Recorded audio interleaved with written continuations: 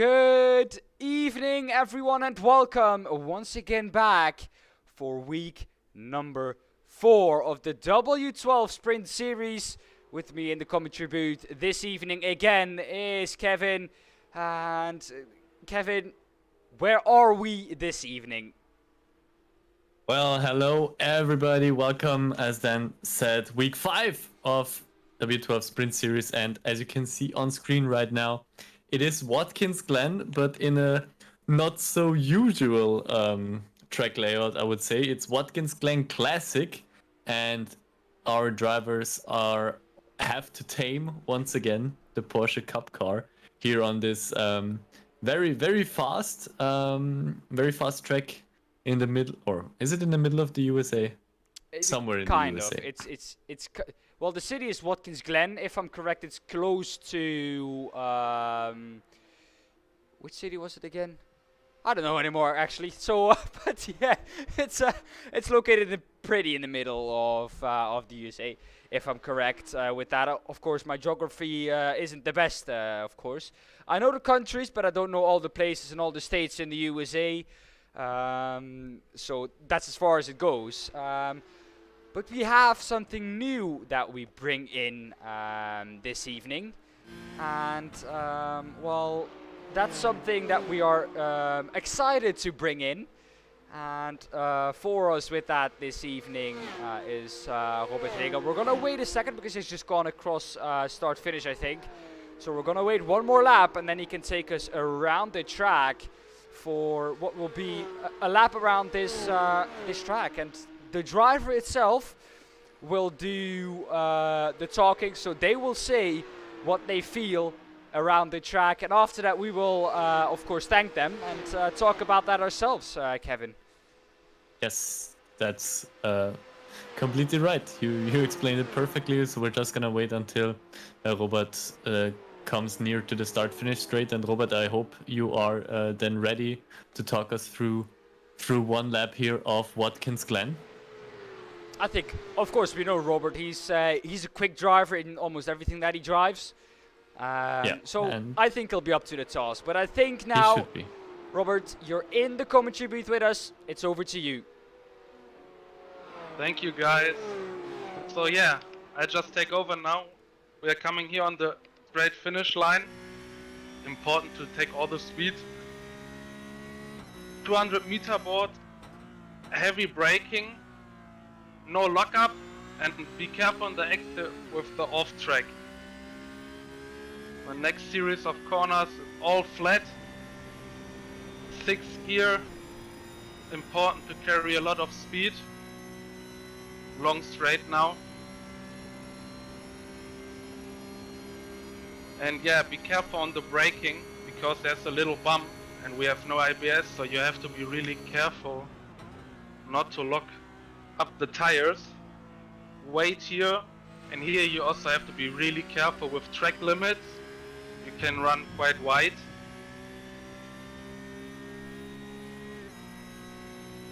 (200-meter board, heavy braking again. Car is a little bit understeer here, but slow in, fast out is sometimes a better way to go. And this was one lap. Thank you, guys.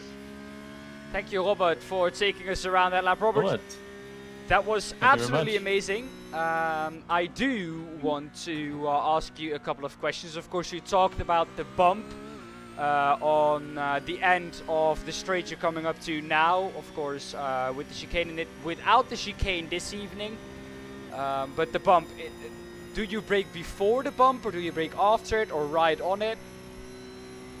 I just brake once before the bump a little bit, or at least lift the gas, and then I continue braking again after the bump. Okay, and we see it running wide here. I think you want to get to the apex as you did now. Beautifully done there by you. Yeah, like you said, the speed you carry through that corner is important. Also, this last couple of sections that you're coming up to now, this is the Porsche Cup car. We know that it's understeer. It got a regulation change, I think, in the last update. So how was it getting used to this car now compared to when you last driven it? To be honest, you know, we drive quite a lot with cup cars, so yeah, it just takes some time. Sometimes, you know, if you swap from GT3 to a cup car, because we have no ABS, but it's not a big deal, to be honest. It's quite easy. And now I just run out of fuel. Of course, every liter of fuel has to be taken out of the car, of course. Ooh, those were two cars driving by very closely. But yeah, thank you there, Robert, for that lap around the track. And yeah, good luck in Server 1, in the heat races, and of course in the feature race. Thank you, guys. Have a good evening. You too. Enjoy. You too. Thank you. Well, that was Robert, and I think, Kevin, it's a tricky track as well, but it's also a lot of straights, and I think we're going to see some amazing slipstream battles here.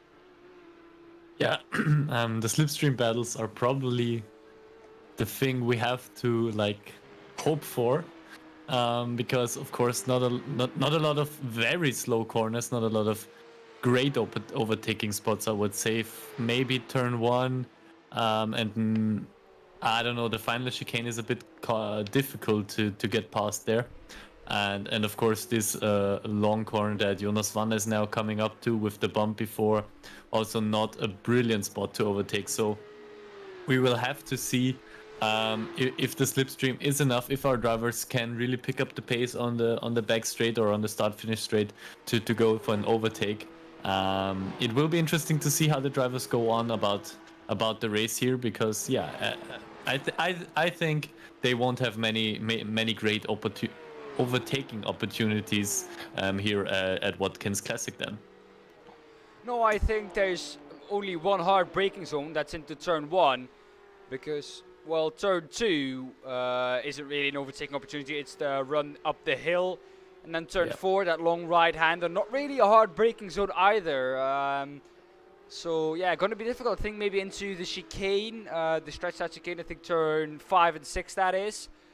I think those are good overtaking opportunities. But after that, I think you've pretty much had it all. So 2 overtaking opportunities.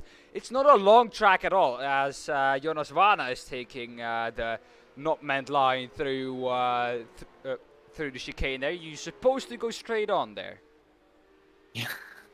Having a bit of fun in the practice session as it comes to a close. It's only 50 seconds left, so Wanne is trying out the usual layouts. Maybe a bit of muscle memory kicking in there, as Wanne is driving there over the chicane. I think the chicane is a very fun part of the track to drive on, so always works great. Always good fun for the drivers, I think.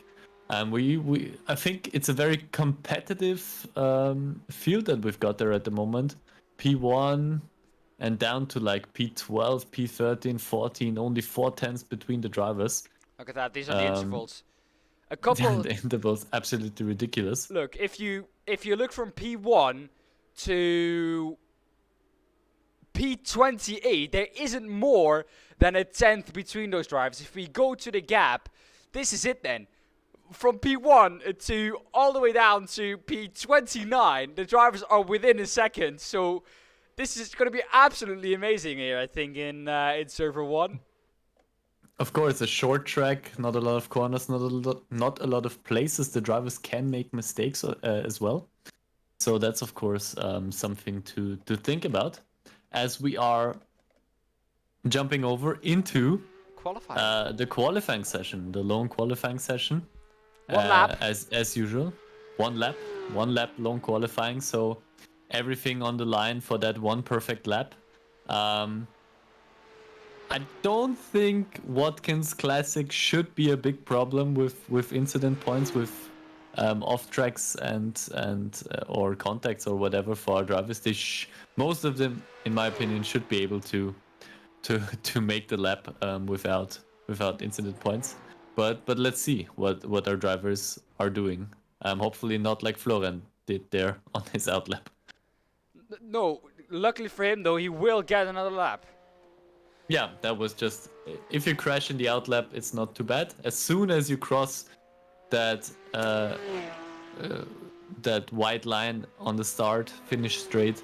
That's as soon as you start that first lap, that's locked in. But if you crash before, not a big deal, luckily for Florian. Well, Pascal Haas is the one who we're looking with. Like we said, it's a tricky track. That outside wall is gonna claim some laps, I think, here, because if you touch it with a 0x, there's now no point of return for Pascal Haas. He has to do this lap. Only 3 sectors, of course, here with us this evening. But yeah, Pascal Haas, we know he's quick. That outside wall there is what I wanted to point on. Even if you get a 0x, lap time deleted. So keep an eye out for that. If you see some lap times deleted, it could be due to the drivers touching the wall on the outside. So yeah, that could be the case. Pascal Haas, we're looking with him here. In Sector 1, just green. Sector 2, green as well. The man who's actually purple in the last sector is Marius Zug in the BS competition Porsche. Yeah, that was of course from the out lap where he did the fastest That's last really sector. wide. That is really wide, but I think Watkins leaves you a lot of space to go wide on its corners. Also, turn 1 leaves you plenty of space. Jonas Wanner only P2. I thought he would probably do a better job than that. Thomas Pieper at the moment sitting in P1. Let's see if anybody can take that pole position away from him. Hugo Eckerson. Has he just come out for his lap? This is his lap, yeah. This is now his lap. I was wondering why no time was showing up, but he's still going, so that is now his lap. A lot of drivers still out. Lovely picture he has on the bottom, by the way. I have to point on that. Brilliant. But Let's see. he was second. But still in very the close. Practice. Yeah, he was second in the practice. And so let's see what he can do at the moment. Only greens, no purple. But as we know from Formula 1 this weekend with Kevin Magnussen, you don't need purple sectors in order to take that pole position. I love it how incredibly wide you can go through that corner there. Yeah, well, there is, of course, a certain point where going wide doesn't gain you Hendrik time. Augustin now with the pole position time. Sorry to interrupt you there, Dan, but we've got a new pole sit in Hendrik Augustin. And Hugo Eckerson, where can he position his car? Oh, in on third. P3. Still a good position there for Hugo Eckerson. Well, And that's a very close top 3 there, not even a 10th. JP Broadcasting says, with the recent changes, if you go wide past the curb in turn 1, it's off track, where turn 8 you don't. Okay, that's good to know there. That's probably James who is in charge of that account. So I'm gonna call him James. But yeah, thank you. That's a great piece of information we're getting there. Yeah, I was wondering why the drivers stayed so close in turn 1. Because as far as I remember, you could always go very wide through turn 1. But of course, thank you to James, as we call him now, for letting us know that new off-track rule in Watkins Glen's first corner. Oh, Josh Files. He's already set his lap time though, but... So it was just a bit practice, luckily for him. The only one out on track at the moment is Pascal Haas, and even he is into the pit lane now. I think we've had our practice. There we go. We have the grid for you ready to go. Hendrik Augustin starts pole position ahead of Hugo Eckerson and Jonas Wanner in third. The rest you can look at. You can pause it, of course. But we're going to quickly go down to the grid. Oh, never mind. We do have a full formation lap, so we can go actually over the whole grid. I think we have time for that. So, in fourth... Got the full formation up, yeah. Yeah, Julien Rambo. Of course, it doesn't take too long a formation lap here. It is, mate, says James. Evening all. So it is James in charge of the account. Ben Hitz in P5 out of Niels Langeveld. In P6, Martin Stadtmann P7, Jan Lins P8, Stefano Pellegrino P9, Christoph Fabigan in P10, Marco Zeiler in P11, and Robert Heger, The man who showed us, of course, around the track is in a P12. P13, Benjamin Moser, and P14, Marius Zug. P15, though, Stefan Capella. That is the grid for you here this evening. In Heat 1, we do have a full grid, or a full, what's it called? A full formation lap behind the Porsche safety car. Of course, a formation lap around this track, though, doesn't take as long as other tracks, because this is quite a short track, isn't it, Kevin? Yeah, we've seen it. Just a couple of corners. Most of them very, very fast, like those two we are driving through right now. Completely flat, of course, or 3 corners. In almost every car, right, it's left, completely right. flat. Yeah, pretty much in every car. So very, very fast track. We'll see how it lends itself to racing. Those Porsche Cup cars are usually pretty good for close wheel-to-wheel action. So I'm still hopeful that we should get some good action there on the track. Let's hope that the narrow track limits in turn 1 don't cause a big accident. I mean, the drivers can still go wider; they just get an incident point. But we know how much you don't want to pick up those incident points if you don't have to. But we will see. We will see how everything goes. Hendrik Augustin, as our pole sitter, will be leading the field, of course, up to the start-finish straight, and then will dictate the pace for the race start. Let's see what Hugo Ekes can do as well, because every time he has started the race from the front, he was out of it by lap 1. So let's see where Hugo Ekes can finish. Hopefully, Kevin, he can make it round to the start-finish straight again. Because, of course, we know that the last time he started off the front, and every time he started from the front row or the top 4, he did not make it past lap 1. Coming to the green flag now then. Kevin, yours to call. So we're still waiting on the Porsche safety car to drive off. Hendrik Augustin now in control of the pace, and he will start the race when he likes it. And there we go, green, green, green. The green lights are out, the red lights are on, and we are going down to turn 1, where Hugo Ekesen is really trying to get past Hendrik Augustin there. But Hendrik had a good start and manages to keep a hold of P1. Top 3 still in the same row as they were when they started, but not for much longer. Jonas Wanner has gone off into the wall! And it's again Hugo Ekesen and Jonas Wanner who are in that crash. And not only them, but a couple of more guys who got collected there. Oh my goodness. Hendrik Augustin, lucky to be ahead. Should be a pretty easy one from now on for him. He's got a good lead, and we know how fast he is. Of course, the pole sitter. And his 2 main rivals from this heat race, they are already out. Yeah, well, Kevin, we've seen it multiple times happening at that point, but once again, Hugo Ekesen, if he starts from the top 4, he cannot make it past that one, and it's so devastating for him, because he is in such a good position, he qualifies in such a good position, and then he loses it all in the heat. Everyone going wide behind Hendrik Augustin, though. No one keeps within track limits there, if it's true that you do take an off track, and I think it is, but yeah, so devastating for him. Once again, starting from a good position and out of the race after turn 4. Yeah, well, I think Jonas Wanner, for instance, who was also included in that first lap crash, or third corner crash, made it back to the pits on his own.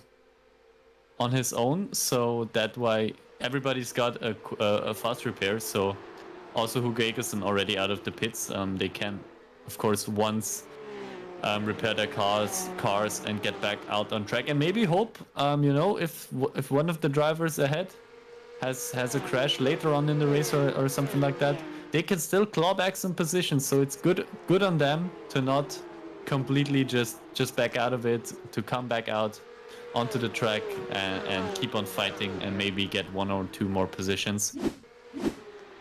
So now is this the first corner? There we third go, corner crash? up the Ooh. front.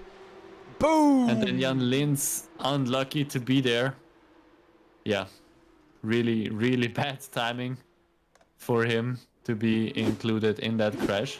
Luckily that not more drivers were a part of that. Oh, Vanna hits the wall and just yeah. bounces back to Ekason. Nothing Ix could do about that, I think. Yeah, that's just unlucky. What's our verdict? I don't think you... Yeah, I don't think Vanna... I really don't think that Vanna would want to hit the wall there. And then he just bounces back and Hugo was just there and nothing he could do about it. Yeah, James says, so, yeah, ouch. I think that sums it all up. I think that sums it really all up. I don't think you can put the blame on them because, again, I don't think Vanna would have wanted to hit the wall there. Didn't help him as well. And then it was just unlucky for Ekason to be so close to Vanna in that situation to get collected. But yeah, if the drivers think differently, if anybody thinks someone could have done something else, they can of course always report it to our stewards, which will take a look after the fact.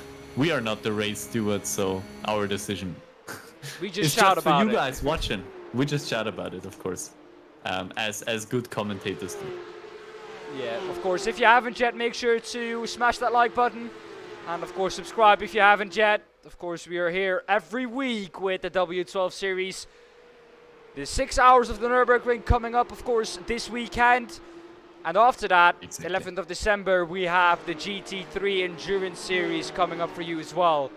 So a lot of action coming up here on the Platinum Racing League channel.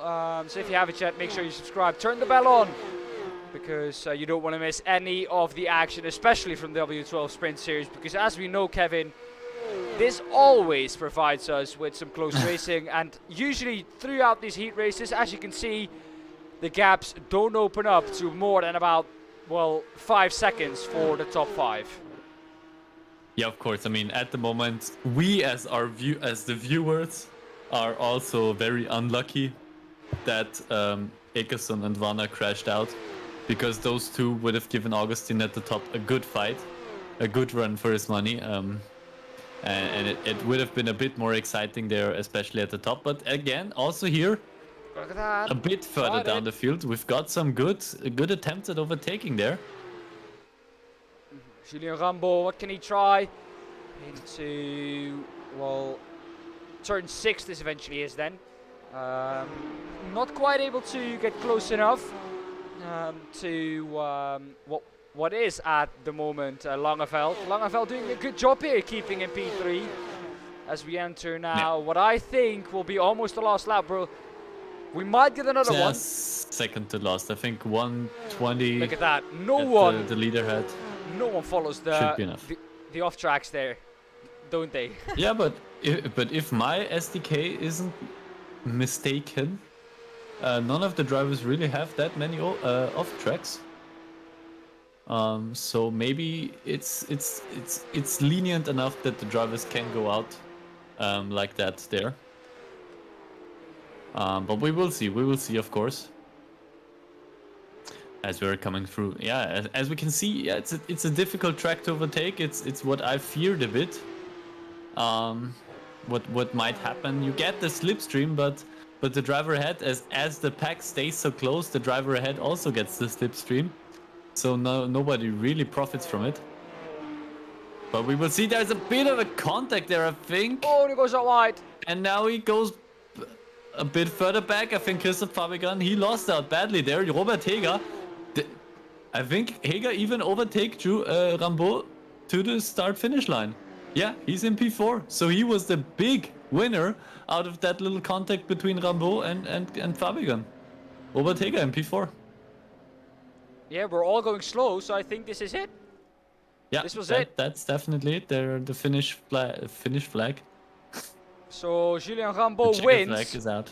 I think SDK is frozen again. As Hendrik James says, Augustin, of course. no, lucky wins. it was only 2 really, and not the rest of the field. He also says, okay guys, I need to go sort out some work for tomorrow morning's early broadcast, so you guys have a good one, and I'll catch you all soon. Thank you for hopping by, James, and yeah, it's been amazing having you here once again.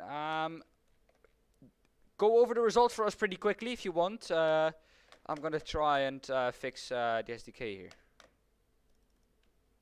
Just for the viewers, STK once again had an update, and that never is a good thing. As it's also not showing up for me right now. I can't sadly really tell you. Maybe in here. I'm trying my best. There Nope. we go. We have the results for you out on screen right now. Do we?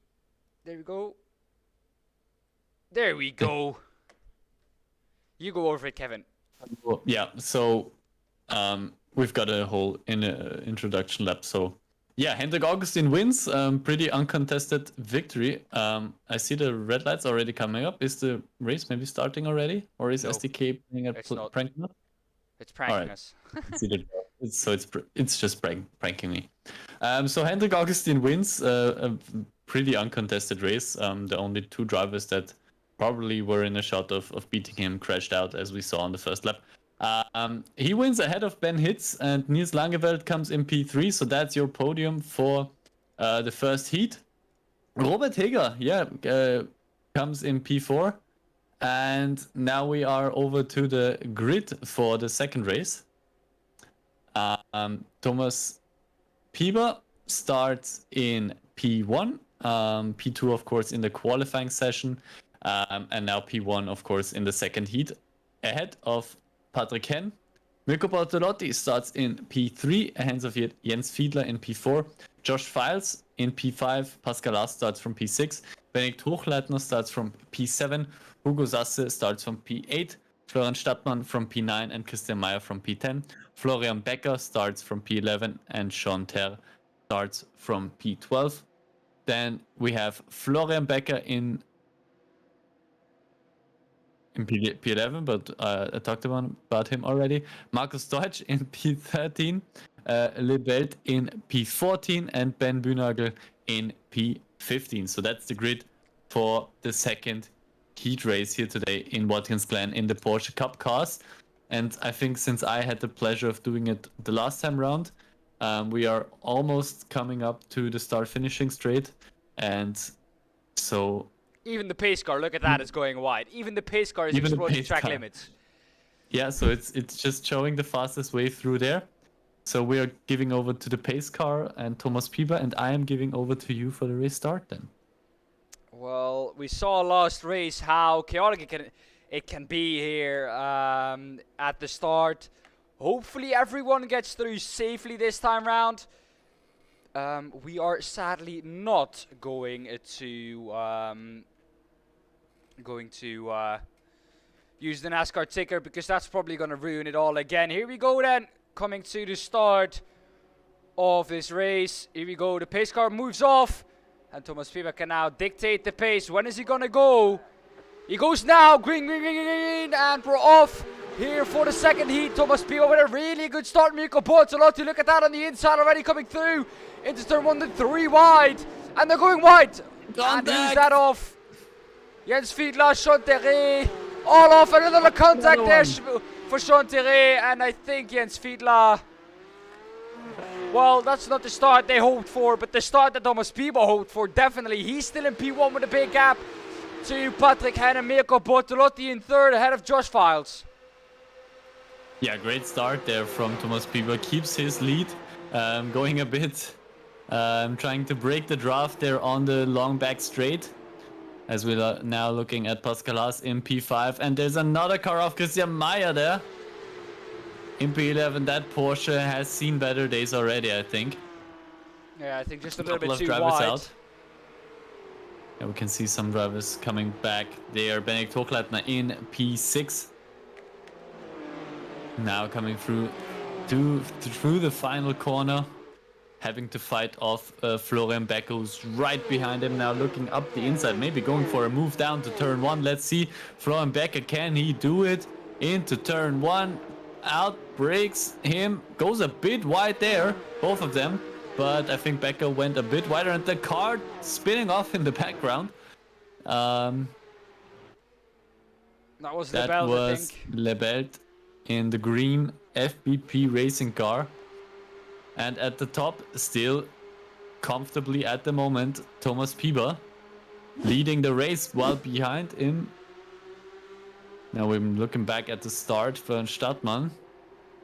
Oh, there was 4 wide there. Oh, he had to go out of his way to go not hit anybody. He locked up the brakes there and thought he'd just try and avoid the drivers, but of course on the grass you've got no grip. And Jens Fiedler was just spun around a bit. And then, yeah, the rear was already damaged, and then he just sadly crashed into Chantel. He was trying to avoid that. Yeah, but you can see the rear just, I you think know, he crashes pulling the again car at to the some left. point. Yeah, there he goes. Yeah. He crashes again here. Yeah, there we go. And Yeah. then he Car resets just back to pulls the to pit the lane. left. So back to live pictures now, where Mirko Bortolotti has the fastest lap behind Thomas Pieber. Patrick Hendo, can he overtake Mirko Bortolotti? We're in the Platinum Racing League chopper.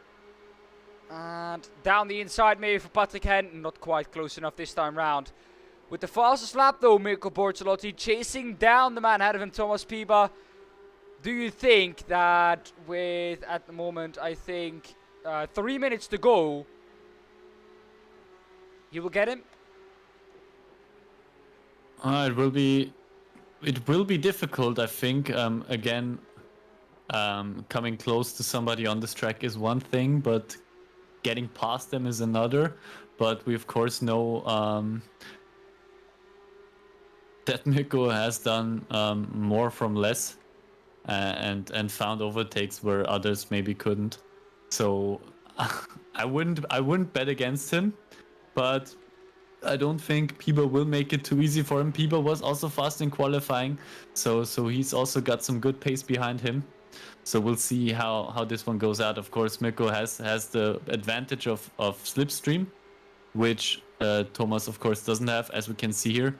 But even with slipstream, he's not quite coming close enough to really get that overtake done. And behind them, Patrick Hen, he's maybe looking for a chance to get an overtake himself there, as Thomas Pieber goes really wide there. But even there, my SDK didn't see an off track. And it counts for it counts some others for the drivers, so I think it should be working.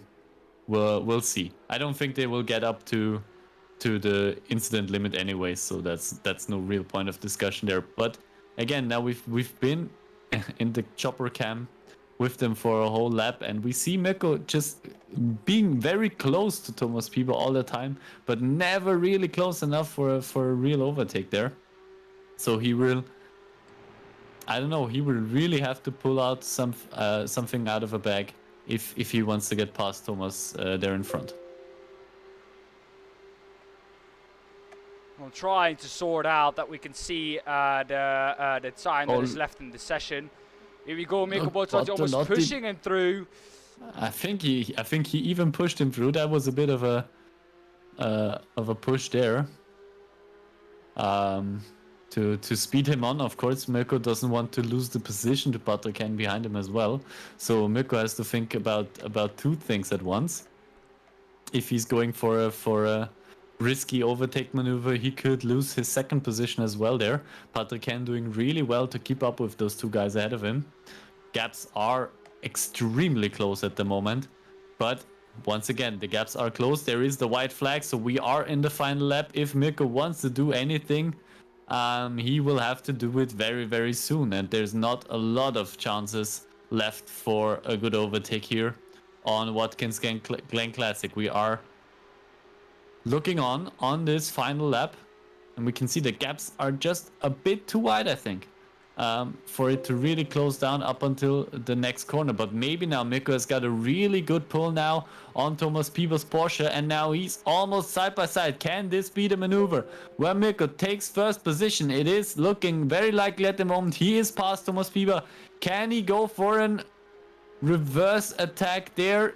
Is there anything Thomas can do to maybe counter Mirko? Now, of course, covering up the inside line for the chicane, for the final chicane. Thomas pulls back and sticks with his P2. Of course, still a great position. The big points are in the feature race anyway. And with P2 in the second heat, you still get P4 as the starting position for the feature race. And so Mirko Bartolotti wins ahead of Thomas Pieper and Patrick Henn, the top three. Good driving there from all three drivers. Great pace that they've shown.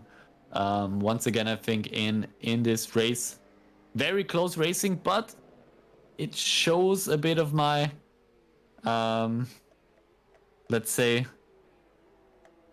the thing I was terrified of to happen, that the overtaking will be very difficult. And you saw how many tries it took Mirko to get past Thomas Pieper. So it was at least 3 laps where he was very close to Mirko ahead before he could get that overtake done. Got it done eventually, though. He got it done eventually, but it takes a lot of time, and you really need to get a good exit, I think, out of turn 1 to have a chance there, I think, to overtake some of the drivers. So those are the top 3. We have just seen him cross the line. And P4 is Pascal Haas, a bit further behind already, 4.2 seconds. So we see how fast the top 3 were, actually. Josh Files finishes in P5, Hugo Sasse in P6, Ben Bühnagel in P7, ahead of Christian Meyer in P8, Florian Becker finishes P9, Lebelt in P10, Benedikt Hochleitner finishes in P11, ahead of Markus Deutsch in P12, Jean Terre in P13, ahead of Jens Fiedler in P14, and Florian Stadtmann finishes in P15. And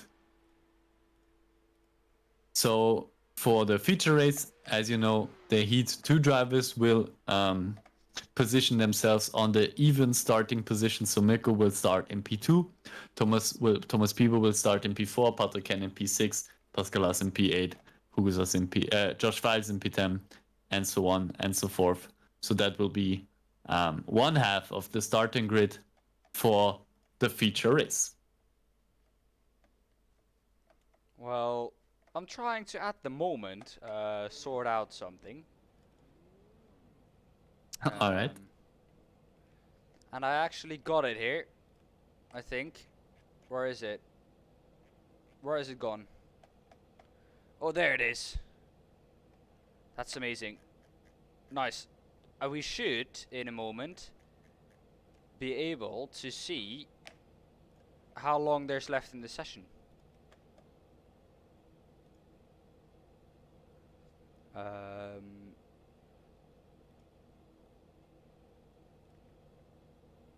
There we go. But yeah, we do now have the grid for you, because we cannot go back to the NASCAR ticker, because that will crash probably, SDK using those two with each other. I think that's the issue. So it's either one of the two or none of them.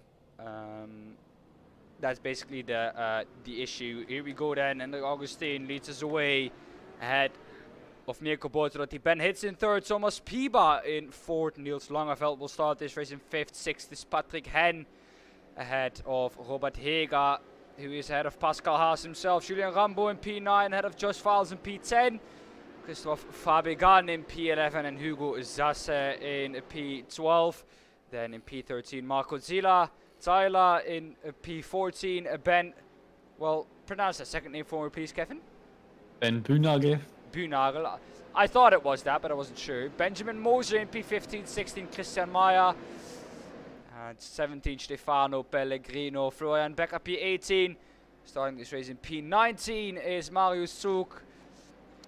Max Lebelt in P20. 21st, Martin Stadtmann.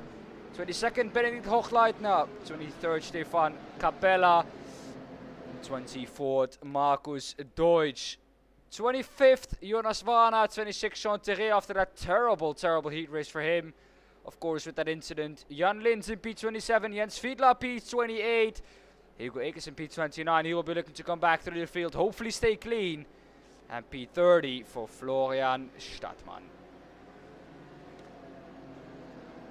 So let's hope that the drivers will get through turn 1 or turn 2, 3, and 4 in one piece this time round. We've got a very exciting field there, a lot of potential for a lot of good fights. At the top we've got our, I'd say, 5, 6 really fast drivers who've got a good chance of fighting for a victory there. We've got some a bit further down the list, looking at a Jonas Vanna, who should be able to, and Hugo Ekersen of course, who should be able to come up through the field if need to. So let's see, Hendrik Augustin as our pole sitter will once again, as he did in the first heat race, dictate the pace as soon as the safety car comes in, which it will do any second now. So let's wait. Let's see what Hendrik will do on this second start and this start of the feature race. He will dictate the pace now, and there is the green flag dropping, and Hendrik Augustin starts off the race in P1 as side by side with Mirko Bortolotti, who is of course on the outside for this turn 1, but he's done a great job there in the first corner, and he goes past Hendrik Augustin into P1. Do you want to be P1 at the moment is the question, because they have that long straight with a lot of tow in these Porsche Cup cars. 1.5 tenths is the gap now. Hendrik Augustin might have played this really well. It's Mirko Bortolotti under pressure a little bit further back. It's 3 wide between Robert Heger, Patrick Henn, and I think that's Hugo Zasse on the inside, or Ben Hitz. They're now back to double file only, but side by side, a little bit touch, a little bit further back. That was a lot of smoke there. Julien Rambo involved, Jonas Vana as well. Jonas Vana again. Bengt Hochleitner. All of them just spinning out of control. The rears of the cars probably very damaged at the moment. And again, it is Jonas Vana with a damaged rear end of that car. And once again, he will not finish with a good result. Mirko Bortolotti, you know, what a start he had. An absolute banger off the line. He did that in the heat race as well. He got a banging start in the heat race. And now, of course, he had a banging start in the race as well. And he's up into P1. Hendrik Augustin, though, once again back into that tow of Mirko Bortolotti. Can he try and make that pass? We saw 1.5 tenths wasn't enough at the end of the straight. So then surely a little bit over 1.5 tenths that he has now isn't enough either. Well, not like this, of course. We see it's pretty difficult, but maybe wide. Now Bortolotti going very wide there, and Augustin side by side, but he doesn't of course take that much space on the outside, so he can't like accelerate that well out of the corner as Mirko did, so Mirko keeps the position there. Looked a bit more interesting than I think it was at the end. We've got the Gazix infight there between Hugo Zasse and I think Marius Zug, that is, yeah, Marius Zug. No, Marius Zug. A bit further behind in the BS competition car, then it's Ben Hitz. That's of course not a Gazix car. I just saw the yellow and black and just thought it was a Gazix car, but it's not. So my bad there. Sorry.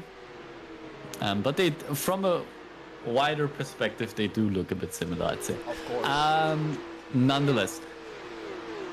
We had a crash, of course, in the long right-hander there, but I think other than that, pretty good start actually from most of our drivers. Just a couple of cars who were involved in a bigger crash, but everything else looked pretty calm in comparison. Yeah, pretty calm and collected. Hugo Zasse dropping through the field now. He's now behind. I think that's Josh Files now ahead of him. So Josh Files has had a good start. Let's look at Hugo. No, never mind. We won't take a look at Hugo Ingsten. He's in the pits already. Back into the pits he is. Not a good start for him either in this race. Of course, you do have to make a pit stop here. But Hugo Ingsten is already a lap down in the pit lane. The first one to make that pit stop though, Pascal Haas. He pitted from a top 10 position. and is now going to make a pit stop as the first one and the only one of the field. Well, for me, it says that a couple drivers have made their pit stops already. Well, it's all of the drivers that crashed in the first lap. Yeah. So the Wanner, Hochleitner, Fiedler, Rambo, Fabigan. So those that group of cars. Hendrik Augustin, by the way, got Mirko Bortolotti. Sorry to cut you off, but Hendrik Augustin has got past Mirko Bortolotti. So now Mirko Bortolotti is the one who needs to chase down Hendrik Augustin. Maybe pitting early now is the way to move for Mirko Bortolotti. Do you think Hendrik Augustin has just a little bit more pace?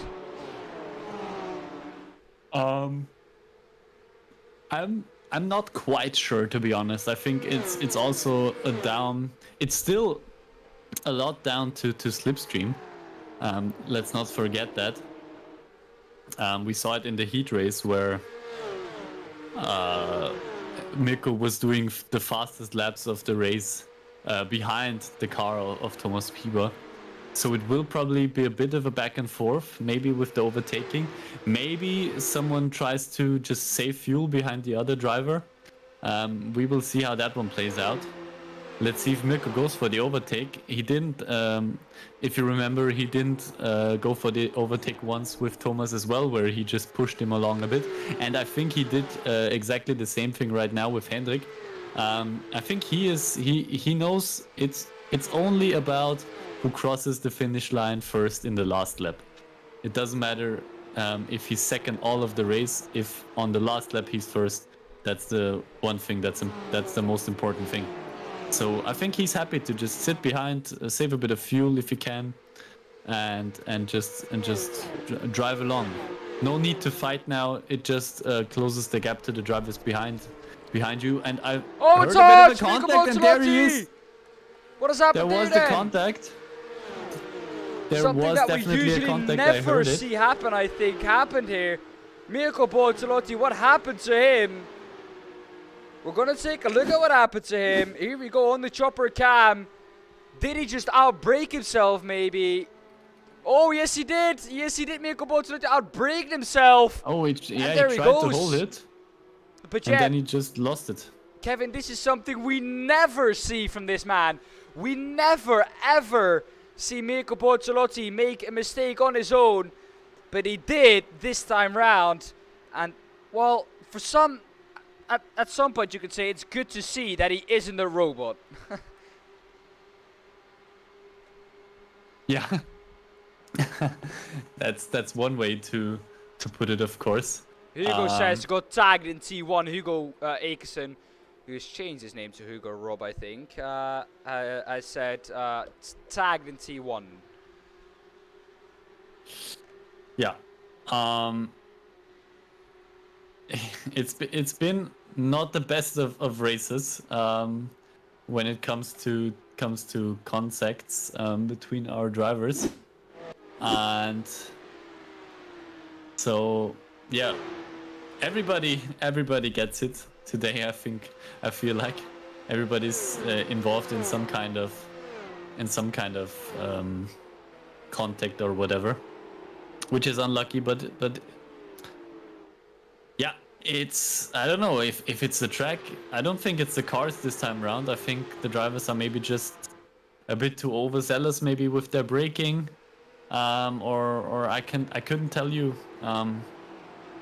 what's so special about this track that so many drivers. I mean, it's a wide track.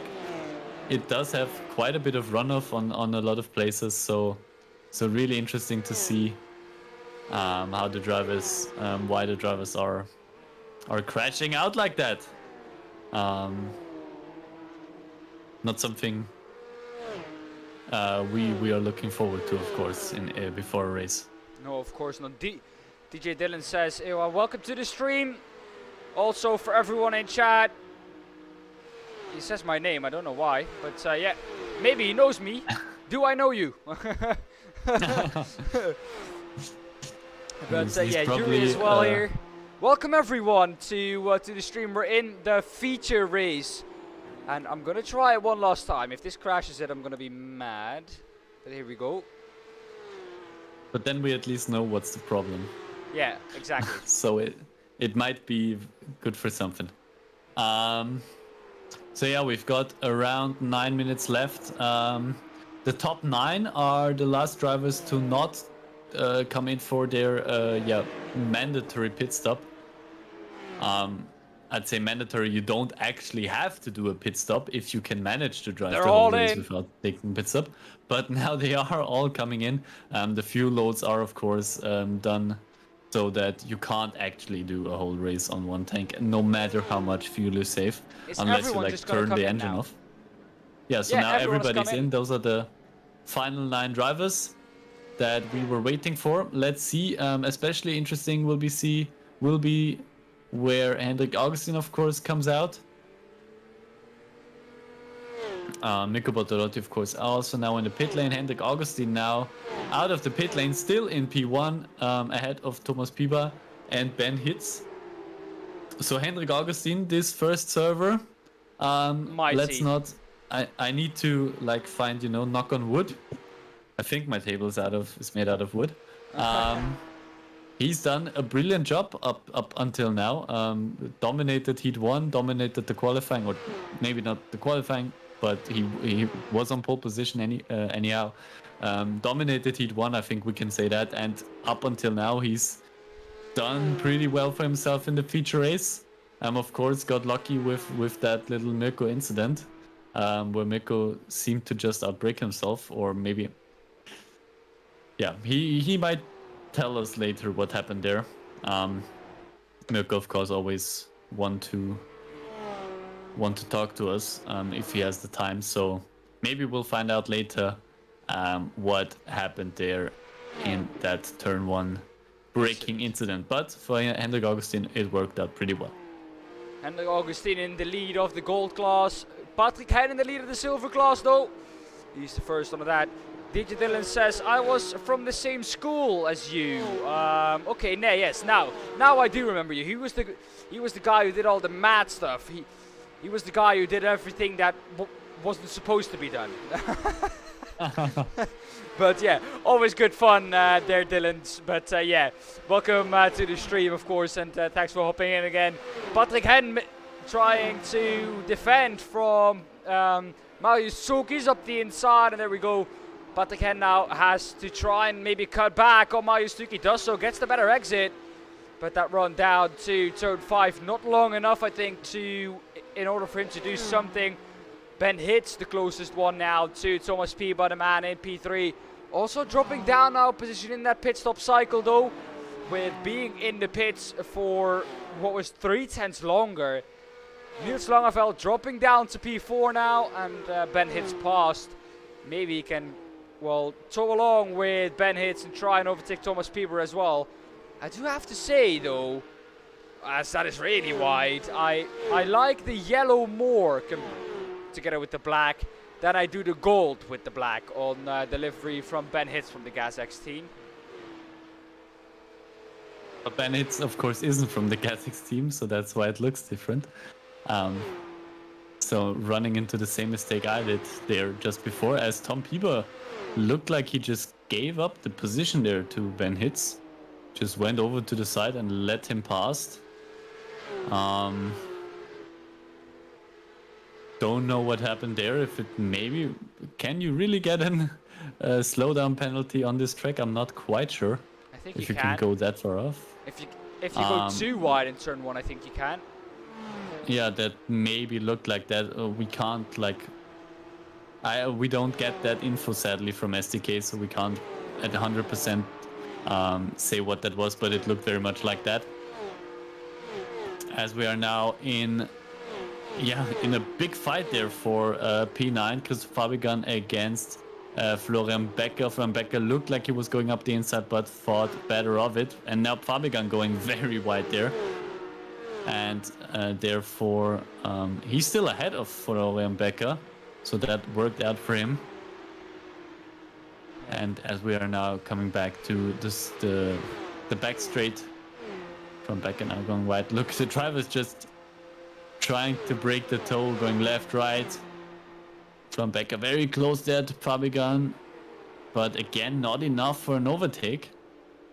Very, very difficult track this to get past drivers there. Ooh, a bit of a shaky exit there by Christoph Fabigan, and that's the moment Florian Becker has been waiting for, as he gets past the Porsche of Christoph Fabigan, and another driver, Benjamin Moser, also gets past. Again, slowing down there. Maybe that there must be some kind of...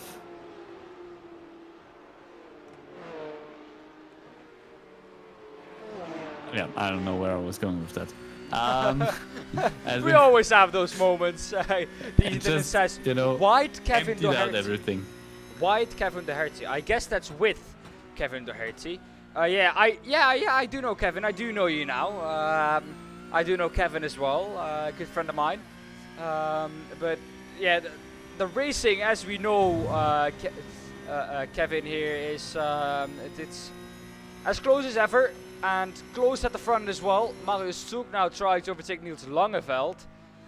Niels Langeveld though has now a little bit of a break. That gap was around 9 to 8 tenths, so maybe a little bit wide there in the corner we've just gone through. Turn 5 actually, that is.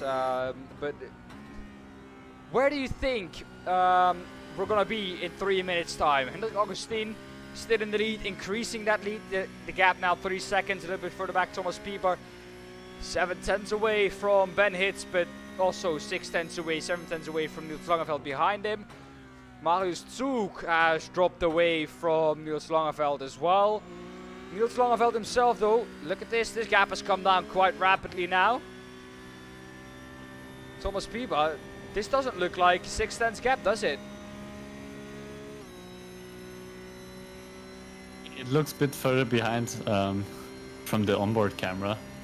But yeah, that's still, I don't think at the moment the drivers are really in a position to really get an overtake down. 2 minutes isn't too much left in the race. Just a quick info confirmation from chat. Thank you, Christoph. Christoph Fabigan, who we saw drop down to Becker and Moser before. He had a slowdown as well, so that's why he was going slow. So it is possible to get a slowdown on this track. Thank you for the information there from chat. And as we can see, again, the drivers very close to each other. 1:42 left in this first server feature race.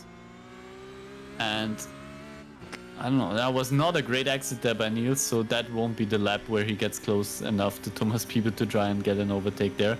Thomas Pieper, of course, ahead of him gets slipstream from Ben Hitz as well, so doesn't make the job of overtaking any easier. We're now on board with Benjamin Moser behind Christoph Fabigan.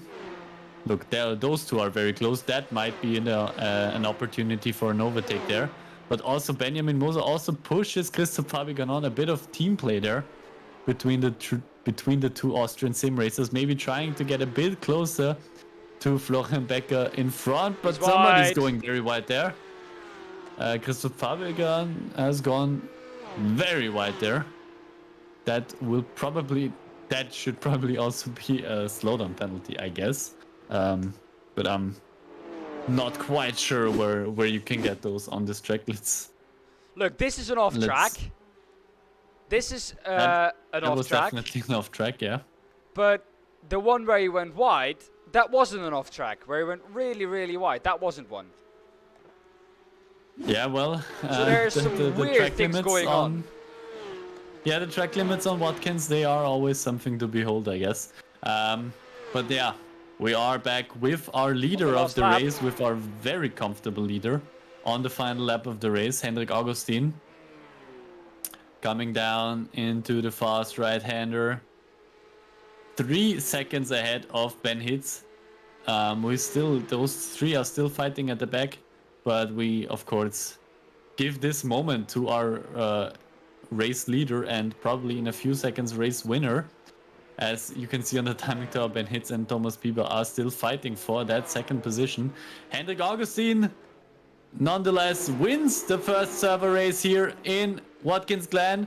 And Benjamin Hitz, Langeveld looks like he's gone past Pieper, and he's done so. He's taken the position away from Thomas Pieper. That fighting at the end was too much, and Langeveld was able to take the chance there to get past Pieper for P3. As we can see now, Stefano Pellegrino, Hugo Sasse coming in P15, P16.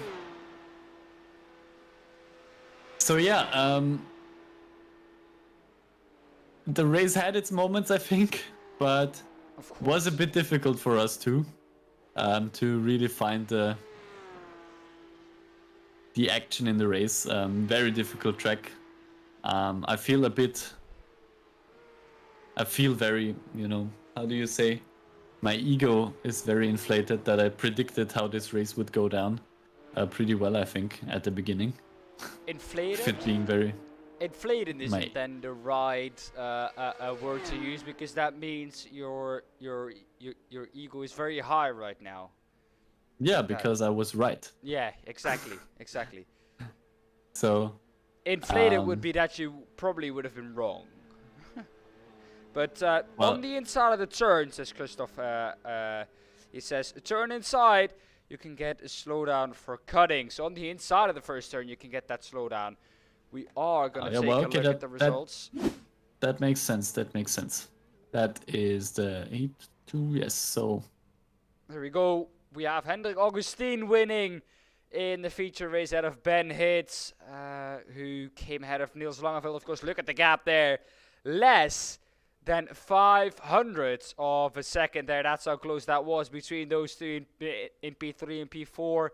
Marius Zug in P5, P6. Patrick Hen, Mikko Bortolotti coming back to P7. Patrick Hen, of course, the winners in the silver class. And if you can go on, Kevin, now, from Mikko Bortolotti, where I left off. Yes. So Marco Zeiler will finishes in P8 ahead of Florian Becker, P9 for Florian Becker overall, but P2 in the silver class, also something we need to keep an eye out. Our silver class leader, Benjamin Moser, comes in P10 and P3 in the silver class. Christoph Fabigan finishes P11 ahead of Martin Stadtmann in P12. Robert Heger, the man who was kind enough to take us for a lap around this track, finishes in P13. Ben Bühnagel comes in P14. Stefano Pellegrino finishes P15. Hugo Sasse finishes P16 ahead of Markus Deutsch in P17. Chanter finishes P18. Florian Stadtmann finishes in P19. 20th place goes to Pascal Haas, who finishes ahead of Jan Linz in P21. And after him is Jens Fiedler in P22, ahead of Christian Meyer in P23. Benedikt Hochleitner finishes P24. Stefan Capella in P25. Josh Files in P26. Lebelt in P27. And Jonas Wanner, Julien Rambeau, Hugo Eckerson, P28, P29, P30. Pretty much DNFs, I'd say. You can call those three guys. Very sad. Three very good, very fast drivers who, especially Vanna, I think, he couldn't catch a break today in that first server. Always, and the same with Hugo, both of them. Always part of some unlucky incident there. And let's hope the second server goes a bit better for those two guys, especially. Well, while the draw for server 2 is going on and while we're waiting on the drivers to come through for the interviews, we will quickly go to an intermission screen and we will be right back with you once we're in server 2. Stay with us, guys. Don't go anywhere.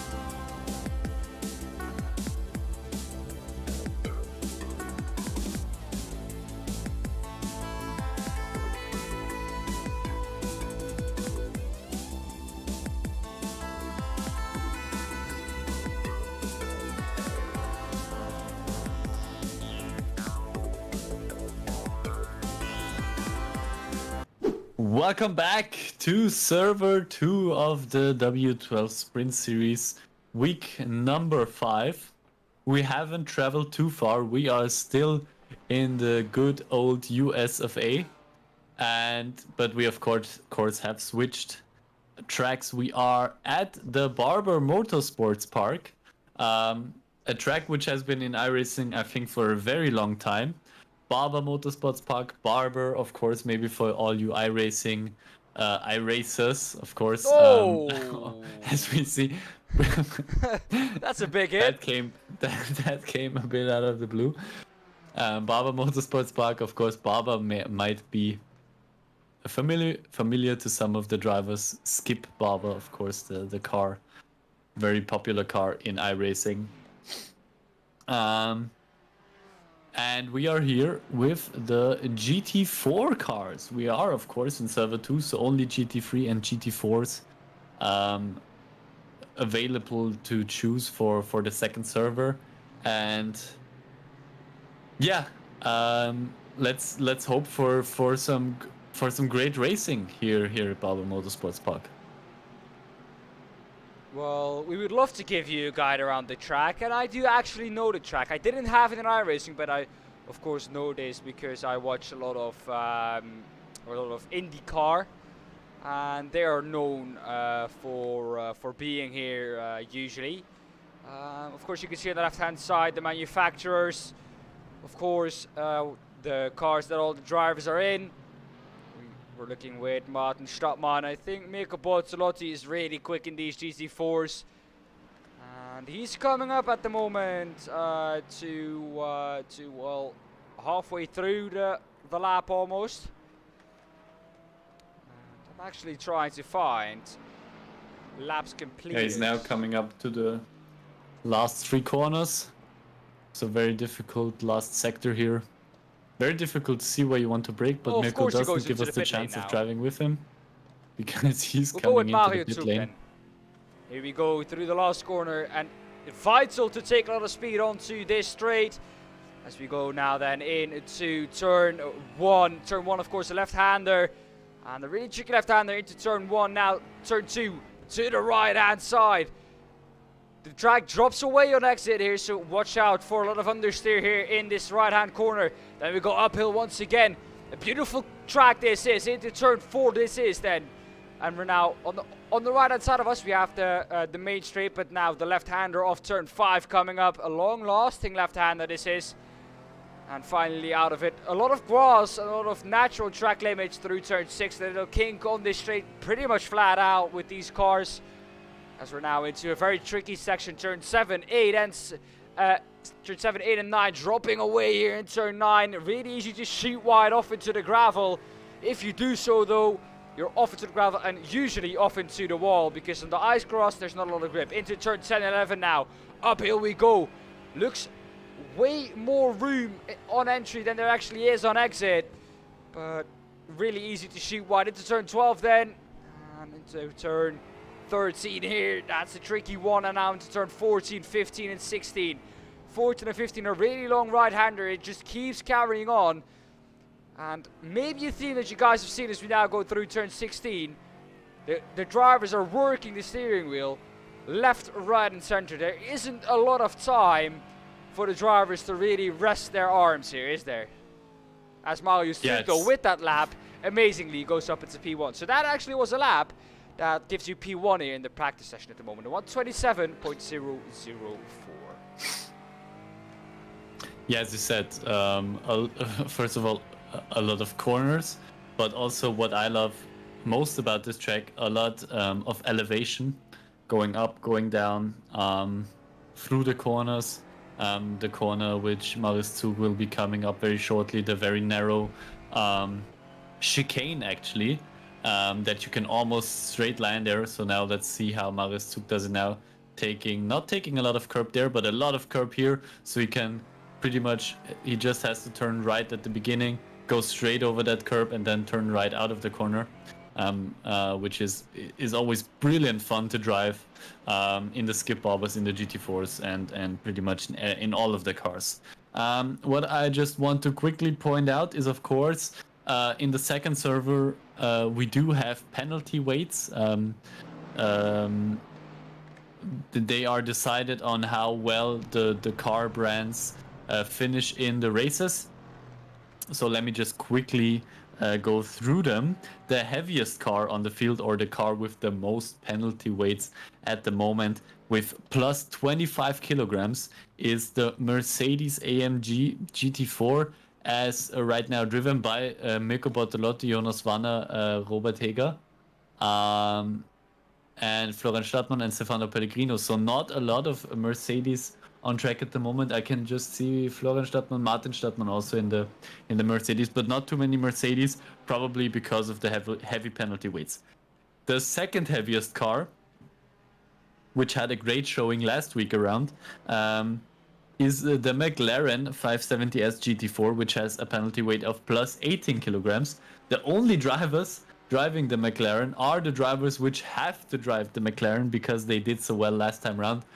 Thomas Bieber, Marco Zahler, and Benjamin Moser in the McLarens. The third heaviest penalty weight goes to the BMW M4. We can see the penalty weights do shift the drivers around quite a bit. So we have also just a couple of drivers in the BMW. One driver which has to stick with the BMW, Benedikt Hitz, and some other drivers. Ben Green, of course, he's used to the BMW from real life, so makes sense why he would pick it for this server.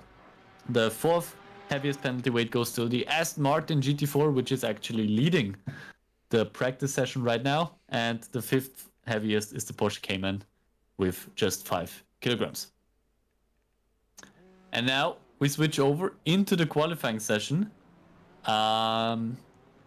17 minutes now, not 15 minutes as it was the last time round, because we want to give the drivers 15 minutes of pure qualifying session where they can also finish their final lap. Of course, with iRacing, it just cuts off at the end. So if 15 minutes if the timer reaches 15 minutes, iRacing cuts you off even if you are on a fast lap at the moment.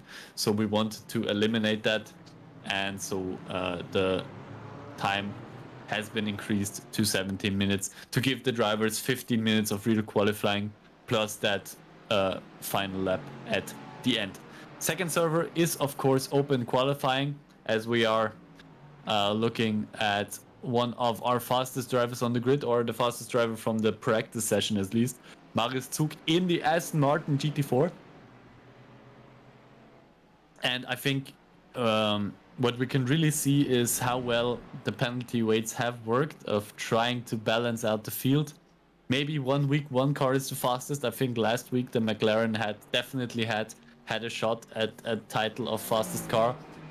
The first week with the GT4s, it was definitely the Mercedes, which is why it was so heavily penalized in the last GT4s.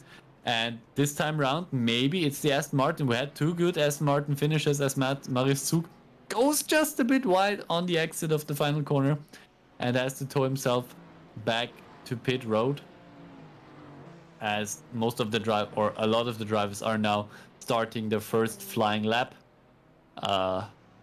Marius Zug going for another try there in his Aston Martin GT4. Well, I have a question for you. You've been talking quite a lot now, Kevin. But I'm gonna test your knowledge here. As you can see, sometimes when we go off board as well, there's a giant metal spider in the infield. Mm-hmm. What's the meaning of the spider? And are there more sculptures around? That's a very good question. Do you know the answer? When I'm driving on this track, I'm trying to stay away from the spider. Oh, everyone is. So I'm there not it is, there. on the We can right-hand see side. it right there. That is actually a pretty good question, which I sadly do not have the answer to. There are multiple sculptures on this track. There's a giant metal spider, a zombie trying to swim out of a lake, so it's in the lake. Metal sunflowers, tigers by the scoring tower. So a lot of sculptures. Also, there is a Native American chief on the mountainside. So a lot of sculptures here around this track. There's also not only the spider, but a giant ant. And it's carrying away a motorcycle. Which is weird, because how can an ant carry away a motorcycle? And how are you gonna get that to, There you can see it. scale? We're just able to see it behind Marius Zug there, the ant carrying the motorcycle. Yeah, well, I mean, you know that ants are pretty strong creatures. Oh, that's And true. if the ant was as big as it is with the sculpture, like if you scale up like their strength as well, I guess they could probably lift up a motorcycle. Yeah. Because like even when they're that small, they can like They can scare me away. That's for sure.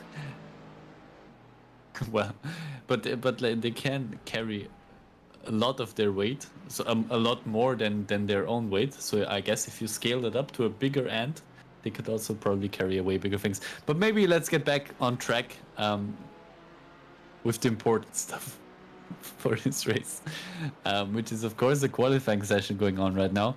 A bit of interesting trivia there from Dan. Thank you very much for that.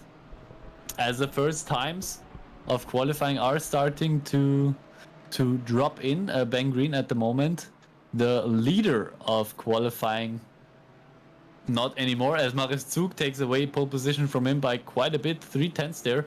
Marius Zug in the Aston Martin, taking lead by Ben Green, now in second place. Still a good position, still 4/10 ahead of Chanter, as Hendrik Augustin now takes pole position. So a lot of drivers now finishing up their laps, so we will see a lot of shuffling around in the timing tower. So maybe let's see where all of the drivers position themselves in this qualifying session. But the two Astons of Augustin and Zug pretty fast and pretty far ahead of the rest of the field. Augustin 3/10 ahead of Zug, and Zug again almost 5/10 ahead, 4/10 and 700ths ahead of Ben Green, that we are looking at right now in his BMW M4.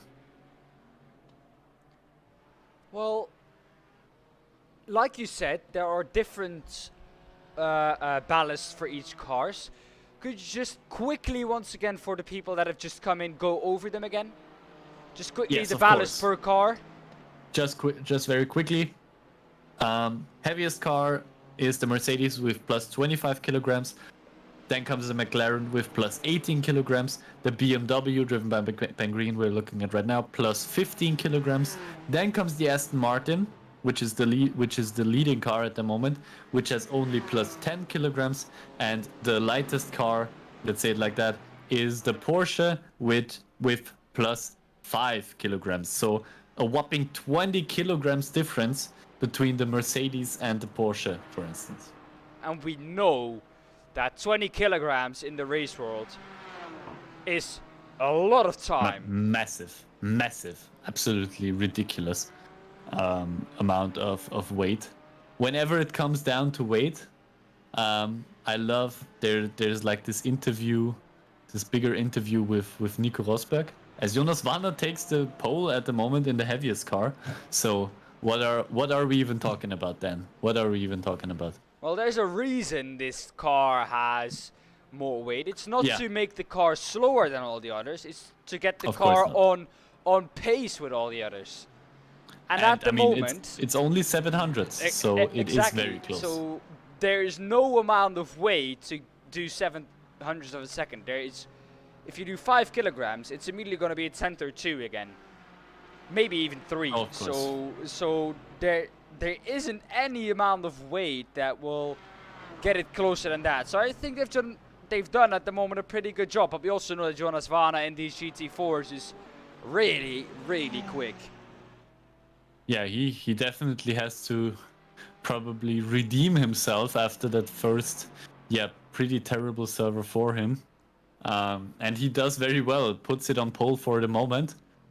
We still got a couple of minutes left, so still everything to play for all of the drivers in the session. So we'll see how it all ends up. But Jonas Wanner at the moment putting his Mercedes, his banana Mercedes, on pole position with a very good showing there. And let's see what the Aston guys, if they can maybe claw back a couple of hundreds, a couple of tens, and maybe get back up on top. They still have the time to do it. So it will be interesting to see. Every 10th is a 10th here in the end. And every 100 is a 100, but I don't think Jonas Wanner is going to improve this time round. Only no green nowhere else, so not an improvement for him this time round. His last lap at 26, never mind, that was... this lap actually had an off-track in it, and I know that because there hasn't been set a last lap time to his previous one. Yeah, I think compared to Watkins Glen, this track will be a lot more strict with those off tracks. Oh, yeah. But you don't want to go too wide anyways, because as you mentioned in the track overview in the lap we did, you mentioned there is a lot of just grass, natural track limits, the way we want it, the best way, I'd say. So you don't want to put any wheel out there anyways, because iRacing and grass, it's complicated. It's very complicated. Yep. For the people who don't know, if you touch the grass in iRacing, 9 out of the 10 times you're also going to hit the barrier behind it, because for some reason if you touch the grass in iRacing, you just have no stopping ability and the car just goes straight on. Yeah, you're just done. It's pretty much it. Either that or you just spin out or whatever. So you really don't want to put the wheel too far past the white line or the curb through the corners or pretty much anywhere. And there's another colleague of yours in the chat. My name. Oh, that's the other one. That's the other one, yeah. That's the other one that Dylan was talking about. Kevin Doherty, great friend of mine. Kevin, welcome to the stream. And he said, yeah, in the most dialect Dutch way possible, he says, "Goedenavond allemaal." I don't know if you understood anything of it, because the dialect is quite close to German, which is of course your mother language. I can figure out what he's trying to say with that one, I'd say. Okay, so what is he trying to say then? Good evening, everybody. Okay. And I know that you know that, because with dialect you can't use Google Translate. But yeah. That's great that you know that. That's how close the world is, you know. But that was pretty easy. Jonas Wanner still in pole position. The man we're looking at right now, 700ths of a second only to Hendrik Augustin. Mirko Bortolotti though, where is he? He hasn't shown up yet, has he? Hasn't set a lap yet. I don't see any lap from him there. Let's see how it looks with the off tracks. Yeah, he's already got 3 off tracks there, so he might be going a bit too wide, a bit too often, and that costs him, of course, during or it costs him the lap times. Most difficult part of the track is the pit entry. Will be interesting during the race. That is a good point. The pit entry on this track is quite difficult to get, because the whole last 3 corners are pretty difficult to hit properly, to get a good line through there. And then if somebody veers out to the pit lane, it could be interesting to see. So good point there by Chris Agner there in chat. Mirko Bortolotti now on his let's see, flying lap. He has to put one down soon. We only have well, it's 12 minutes, it's almost 13 minutes into the session, so 4 minutes left in this qualifying session. So not too much time left for Mirko to post a lap time here. We can see it on the ticker. Yes. Just a bit under 4 minutes left for our drivers here in this qualifying. Well, Marius Suk, we saw him last race with the Porsches as well, really quick in the BS competition. Aston this time around. What are we expecting from him? Because we know that he's quick. Just 4/10 is the gap from, or almost 4/10 from Hendrik Augustin to Marius Suk, from P2 to P3. And then he has a 4/10 gap back. Never mind. Mirko Bortoletti, of course, spoiling the party here while I said that. But 5/10s back from Jonas Vana. For a first lap for Mirko Bortoletti, that's not bad in the Mercedes. No, but he had to get one down. He's probably going for another fast one. But I mean, still 5, almost 6/10s behind. Vanna and Augustin doing a great job up there, or have done a great job up there. If you look at it, I mean, even Marius Zug, which you said, he is an unbelievably fast driver, but also he is at the moment 4/10s behind those two guys. So it's gonna be difficult to get Vanna and Augustin there.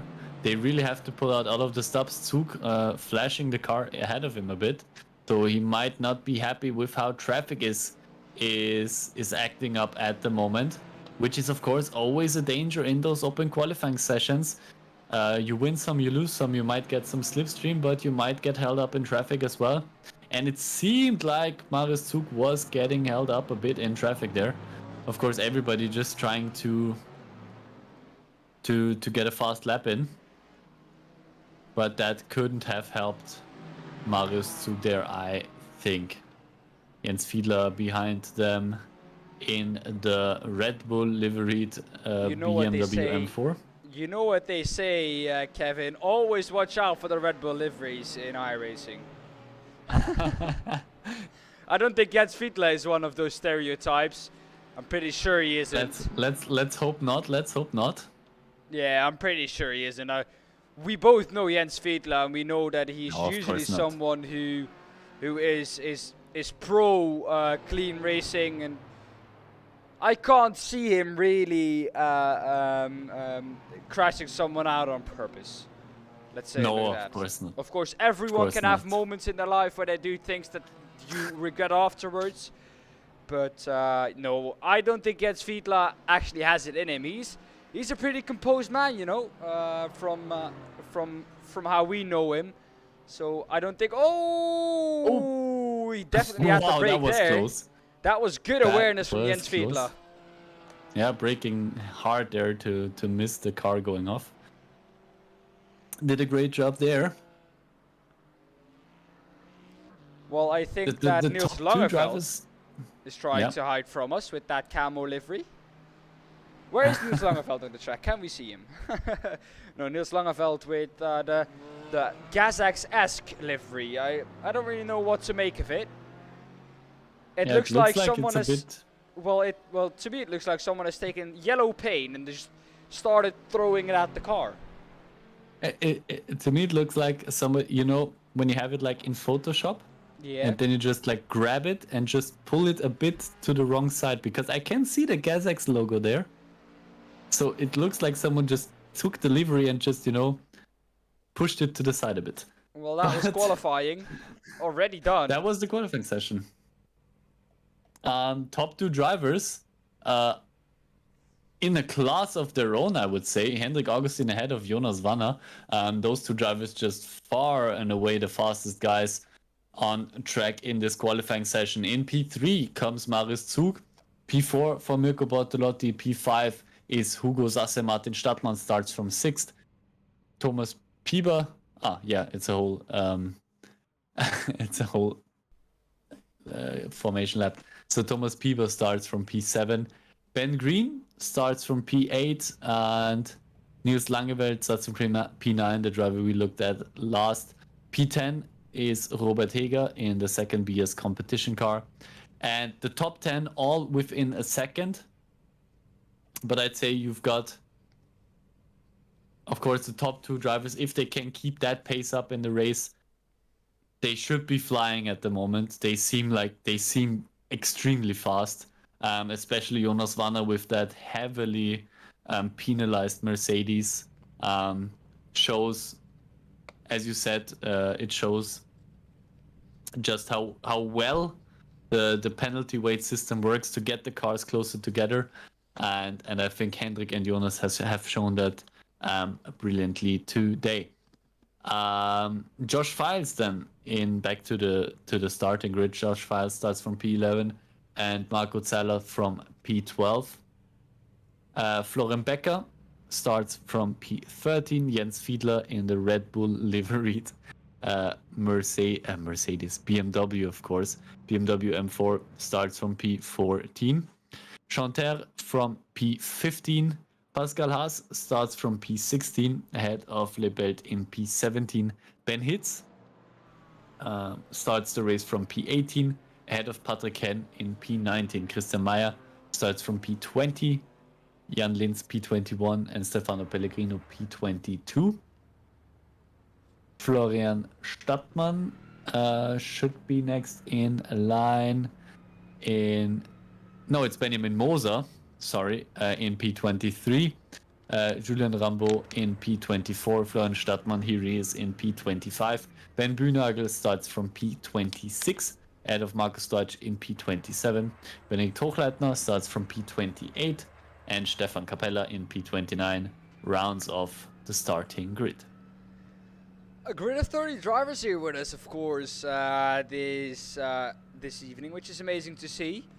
But we're getting close now to the start, and once again, like last week, Jonas Wanner saving fuel already on the outlap. Yeah, the drivers, they are really using every tactic in the book. We had a driver's briefing ahead of the race today, so that the start procedure, especially talking about the start procedure, so the drivers must keep a close distance to the safety car and to one another.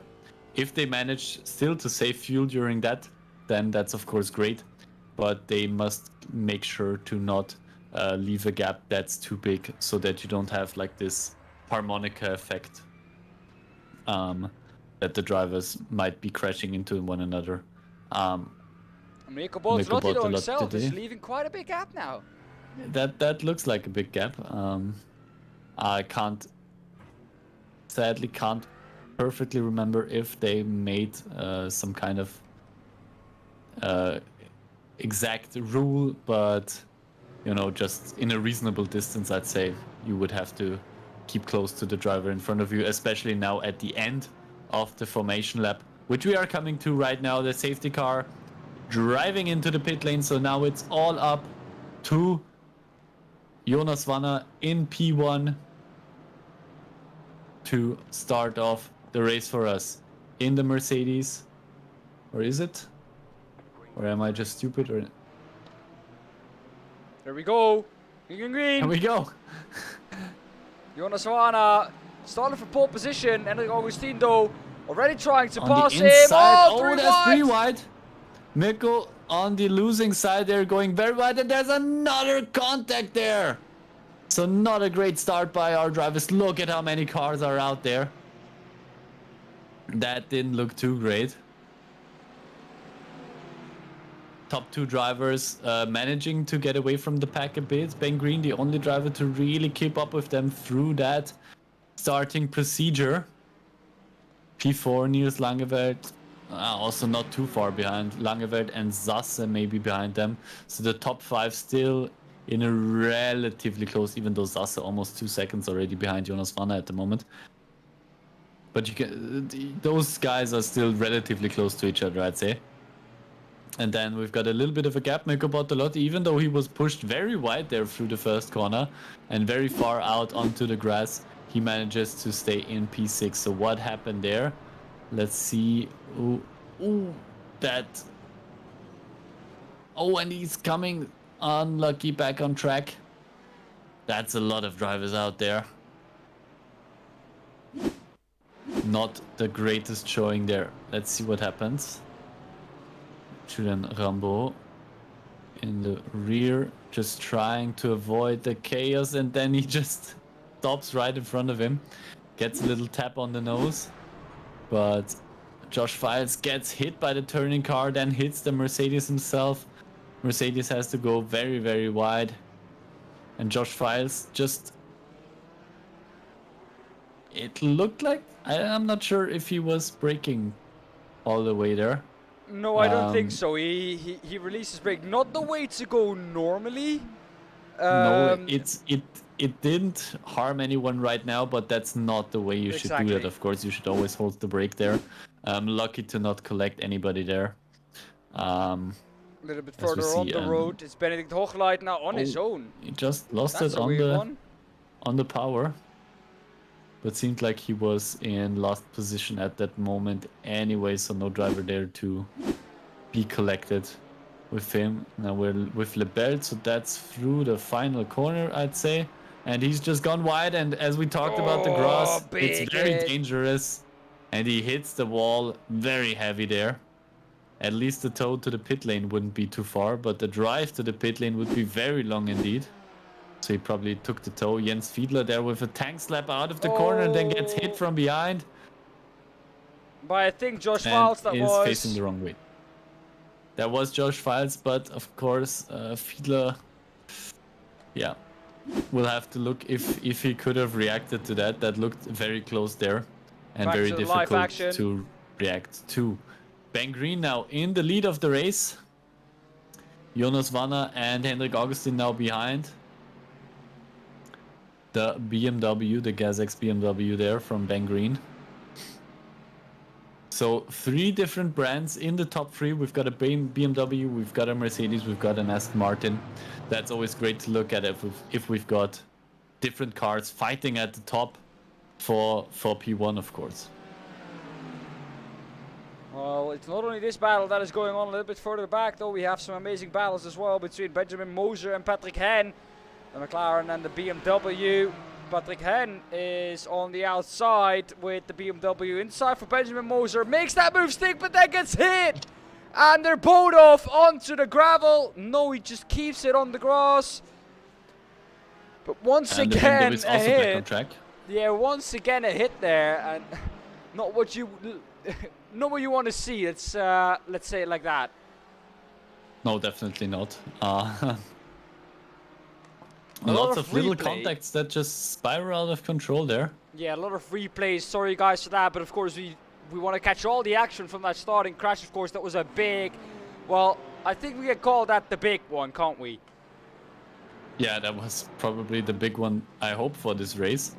Let's hope there's not another one of those.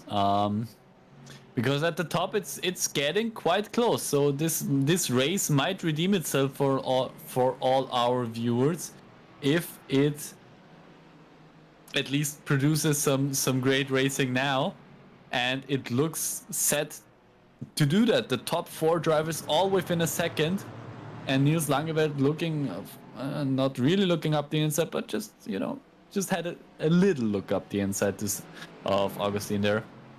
But Ben Green at the top was flickering a bit for me. I don't know if it was for you as well. Yes, of course. So that's not great news for the drivers, because that might seem, then if it's also for you, then it might be an internet problem on his end, and then all of the drivers will see it as well. So let's hope that doesn't interfere in our race here now. Jonas Wanner there, sticking very close to the rear of that BMW. And those top 3 drivers doing a great job.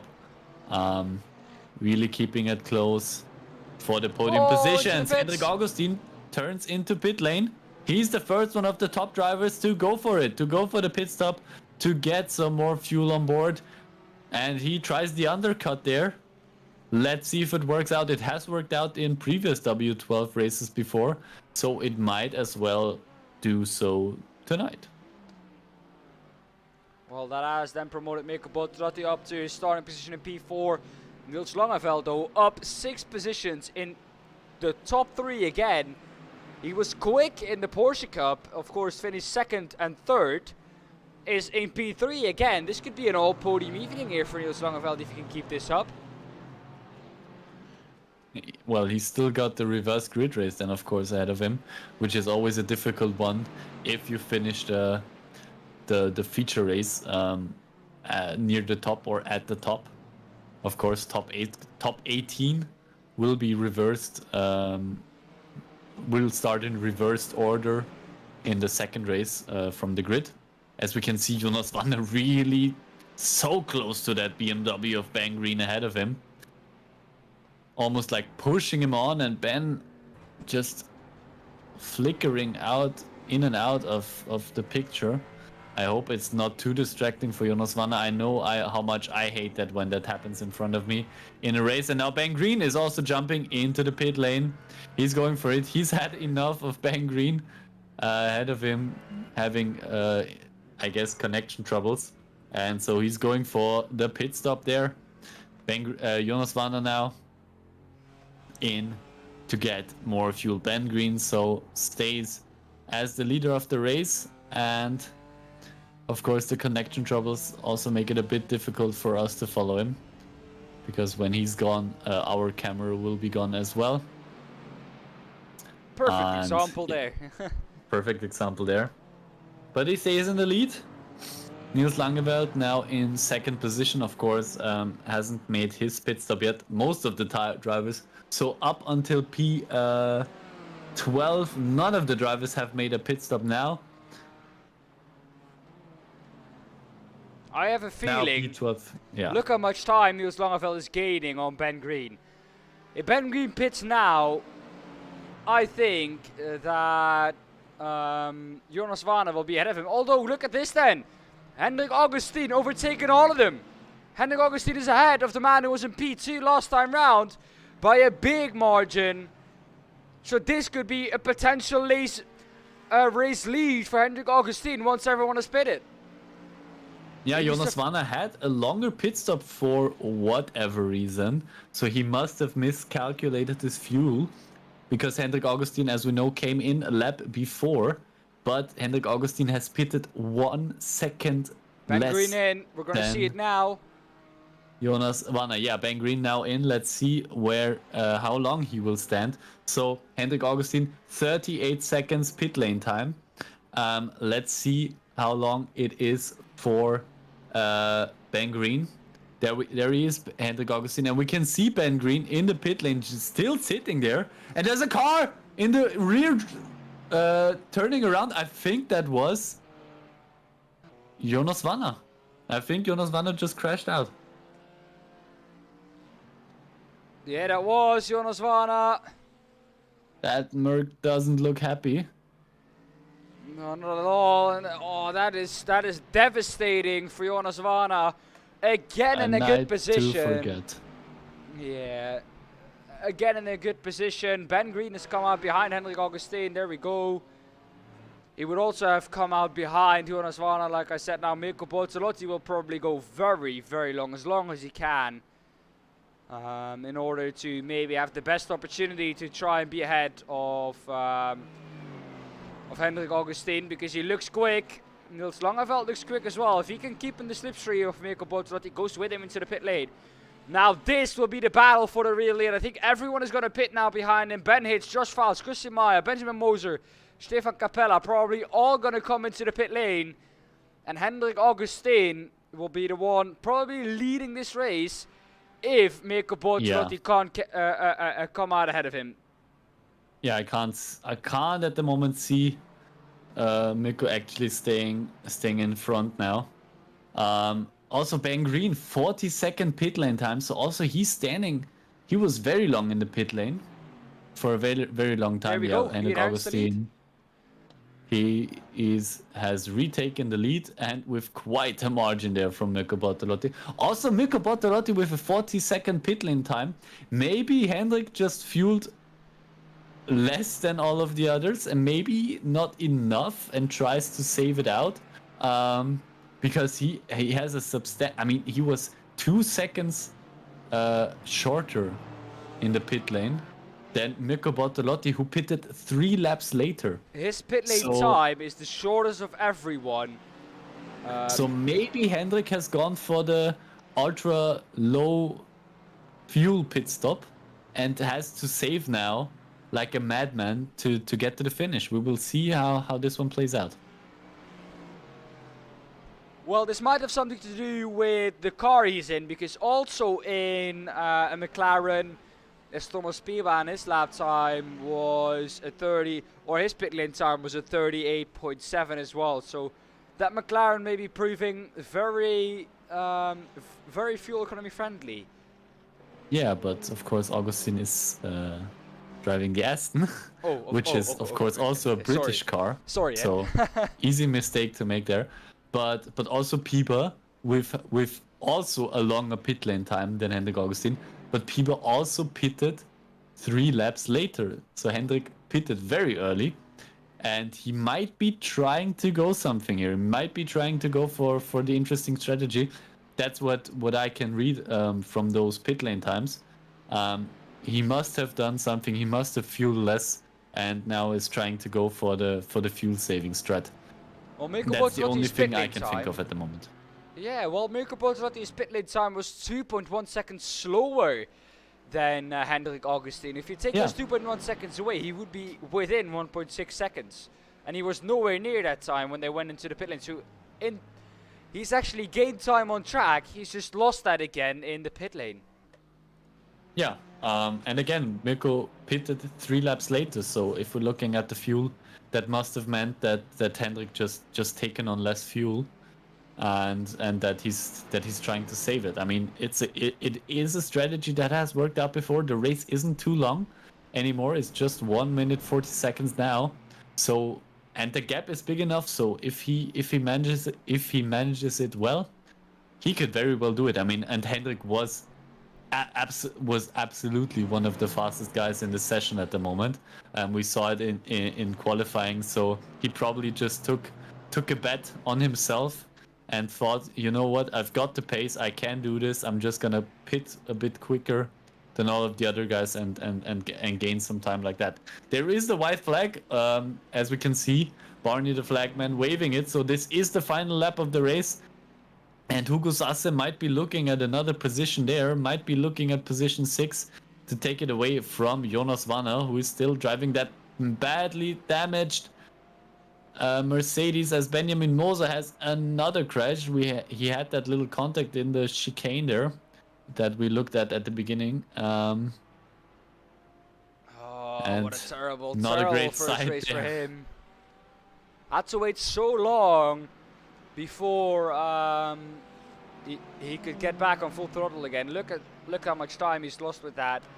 Back to the battle though at the front. Hugo Sasse, half a second now ahead of Jonas Wanner. He's gone past. He's gone past, and he's going to try and run away now. Jonas Wanner with a damaged Mercedes, but Hendrik Augustin, what a drive he has had. He's almost completed his 10th lap, or his 10th lap around this track. Through turn 15 for one last time, into turn 16, the left-hander. And what a race from Hendrik Augustin. Strategy all on top. And Hendrik Augustin comes through to win in race 1 ahead of Mirko Bortolotti and Ben Green in P3. But what a strategy there from Hendrik Augustin. Also on pace. The gap to Mirko Bortolotti increased by 4/10 that last lap. What a race there for from Hendrik Augustin. A little bit further back though, a battle between Josh Files though. If the TV camera wants to pick him up, there he is, Josh Files. Is he going to get past the McLaren of Pascal Haas? Yes, he is on the last lap. There we go. It's a road to the finish. Who's going to take it?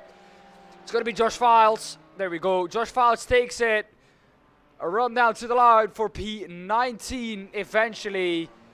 But not one to write home about for Josh Files, actually. Not too good of a race. I'm used to seeing him a little bit higher up in the order. As we see the final 2 drivers coming over the finish line, Pellegrino and Linz finishing in P25 and P26. We've got a 1 minute warm up before the next session starts. So maybe we can have a quick look at the results. We're not gonna through, or maybe we can. We do have a bit of time. We do have the longer lap. Top so 10 Hendrik Augustin wins the race. Brilliant strategy, brilliant race, brilliant pace. He's done everything right. You can't say anything more than that. He's done everything right, and he has very much deserved that P1, which turns, of course, into P18 for the reverse grid race. Second is Mirko Bortolotti, who's done good to come from a bit further behind. He had that lap 1 incident, got pushed out very wide onto the grass and still finished in P2. So great job also there from him. Ben Green looked like, or he was the leader for a lot of the race, looked very good on pace, but lost out a bit in the pit stops and finishes in P3. Thomas Pieber finishes in P4. And I'd just like to mention, so that means that that were 4 different cars in the top 4, and that's what we would like to see. Nils Langeveld finishes in P5 ahead of Hugo Sasse in P6. Jonas Vanna finishes in P7. He's also done great to come back from that. Ahead of Marco Zeiler in P8, Marius Zug in P9, and Julien Rambo in P10. And the rest is, of course, there on screen for you to watch quickly, as we probably are going to go over to the grid for then in a second for the reverse grid race. But there you can see the finishers P12 to P29.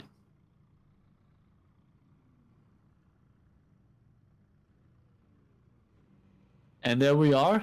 This is the grid for the reverse grid race. So the top 18 finishers from the first race, from the feature race, are reversed or start in reverse order for this second race. Stefan Capella Should we do it from starts the in back? pole position. Should we do it from the back just to get it differently now? Here we go, from the back. Yeah, so P29 up until P19 are, of course, the finishing positions from these drivers. So Benedikt Hochleitner finished in P29. He will stay in P29 because of those. Of course, those positions don't get reversed. Jens Fiedler starts from P28. Ben Bühnagel ahead of him in P27. Jan Linz P26. Stefano Pellegrino P25. Lebelt in P24. Benjamin Moser in P23. Robert Heger starts from P22. Markus Deutsch is ahead of him in P21. Pascal Haas, Josh Files. We saw that last lap overtake in the first race now, and it got Josh Files one more position in front. And now we start with the reverse grid. So the winner of our first race, Hendrik Augustin, will start in P18. And as we can see, as we have seen in the first race, it can get quite tight through that first couple of corners, so he will have to watch out there. Mirko Bortolotti starts in P17. Ahead of him is Ben Green in P16, so those are the top 3 drivers from the first race. Thomas Pieber starts in P15. Nils Langeveld in P14. Hugo Sasse starts from P13. P12 is Jonas Vanna. Marco Zeiler in P11. The top 10 start off with Marius Zug in P10. Julien Rambo in P9. Ben Hitz starts from P8. Christian May is ahead of him in P7. Patrick Henn starts from P6. Florian Becker is in P5. Martin Stadtmann starts from P4. John Terr starts from P3. Florian Stadtmann is on the first row of the grid, but in the second position. And ahead of him from pole position, and the man who is going to start off this reverse grid race is Stefan Capella in pole position. Well then, that is the starting grid for you, Martin Stadtmann, or Florian Stadtmann. I've made that mistake too many times now, I think, but they're quite close to each other, so please forgive me there, both Stadtmanns. But yeah, Stefan Capella now on the left-hand side. He will be leading us away. It is BMW, Mercedes, Porsche, Mercedes, Aston. No, Porsche. Okay, so BMW, BMW, Mercedes, Porsche, Mercedes, Porsche. There we go then. Stefan Capella, when is he going to go is the question. On the left-hand side of the BMW is green, green, green, green, green. And immediately a really good start from Martin Stadtmann on the outside. They're going to go 4 wide into turn 1. Is this going to go well? Please keep it safe this time round. They can. On the grass though is the BMW from, I think, Patrick Henn that is. And once again, a start crash. And once again, a lot of drivers involved in it. Ooh, And that's Jonas Vanna. Vanna as well. Julian Rambo is involved in it. Patrick or Robert Heger as well now off the track. Josh Files is off really wide. Oh, and somebody gets turned around. That's a Porsche. Oh, that's hit the wall. Well, that's actually a common thing to happen. I saw that happen in IndyCar once as well. It's a really tricky straight there. It tightens up once we get to turn 4. But once again, a couple of starting crashes. Let's take a look at it, how it all unfolded from the chopper. This is a little bit too far back, I think. This is before it all unfolded. There we go, Marcus Deutsch. Look how wide they are. Look at how it's about 4 bags of 3 wide, and Just it's lost started. it there. Yeah, he's hit the grass there, and we talked about it. Luckily, Not much you can do after that. And even more carnage there ahead of him. Florian Stadtmann, he's had a pretty good start actually. No. So what happened there? He's just lost it? That looked really weird. Oh, whew. That's not what you're supposed Ooh. to do, ladies and gentlemen. No, that was not, because he just narrowed the gap for all of the other drivers there. And that probably resulted in one of the crashes behind there. That car is dragging. Look at the angle of that car from Julien Rambo. That car is not looking healthy. That car is dragging the rear around. No, and he's stopping it. And yeah, probably a wise decision there. Back to live pictures though. Martin Stadtmann is your leader of the race. 3 seconds ahead of Chanterre. And in third it is Marius Zug. In third it is Marius Zug. Florian Becker in fourth. Hendrik Augustin in P5. Ben Green P6. Christian Meyer P7. Patrick Hen P8. And P9 Hugo Sasse. Rounding of the top 10. In the only McLaren in the top 10, it is Thomas Pieber. Those McLarens there, Kevin, not looking as mighty as they were last time out in server 4 or in server 2. Those GT4s, I don't know what to think of them. They're really, it's something else. That class is now around the outside. He's going to try and go. Josh Fowles, well, gained about 3 positions in the space of 3 corners. A lot of people coming into pit. A late decision for Thomas Pieber as well to come in. A lot of people are in really, really early. What is this going to give? I think a lot of room for some other drivers in as well. Is Jonas Vanna, who's been in here for quite a long time, 2 minutes already. He's out. Pascal Haas also out of the race for a good result. Stefano Pellegrino out. Julien Rambo out as well, and Benedict Hochleitner also out of this race.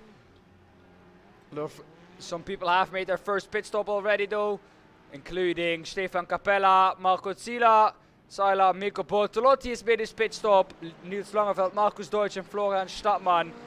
They have all made their pit stop already. Mirko Bortolotti with a purple last sector last time round. 4 seconds is the gap to Stefan Capella, who is the first driver who has already taken a pit stop. So it's going to be interesting to see where he is going to end up. In P15 he is at the moment, losing 14 positions. So he pitted from the lead. But Martin Stadtmann, where can he get to? 3 seconds is the gap right now. Can he improve, you think? Well, he's got Marius Zug behind him, who is also a very, very fast driver, who is also closing the gap little by little. Marius took 2 purple sectors in the last lap. Probably going to put down another fastest lap there. So he's really pushing that Aston Martin and really trying to get closer to Martin Stadtmann, who, yeah, it shows purple for Stadtmann, but Marius Zug has almost 6/10, was almost 6/10 faster in the last lap than Stadtmann. So that might be with an off track though. That's why the lap time is red. That might be with a little bit of an off track, because if you look at his best time, it doesn't count as the best time for Marius Zug. Yeah. So so he had an off track, but he still in that case was still very fast. And I think another first sector is purple for Marius Zug there. So he's still pushing, and the gap now down to 2.5 6 seconds, so he's gained another 3/10 from the last time I talked about that.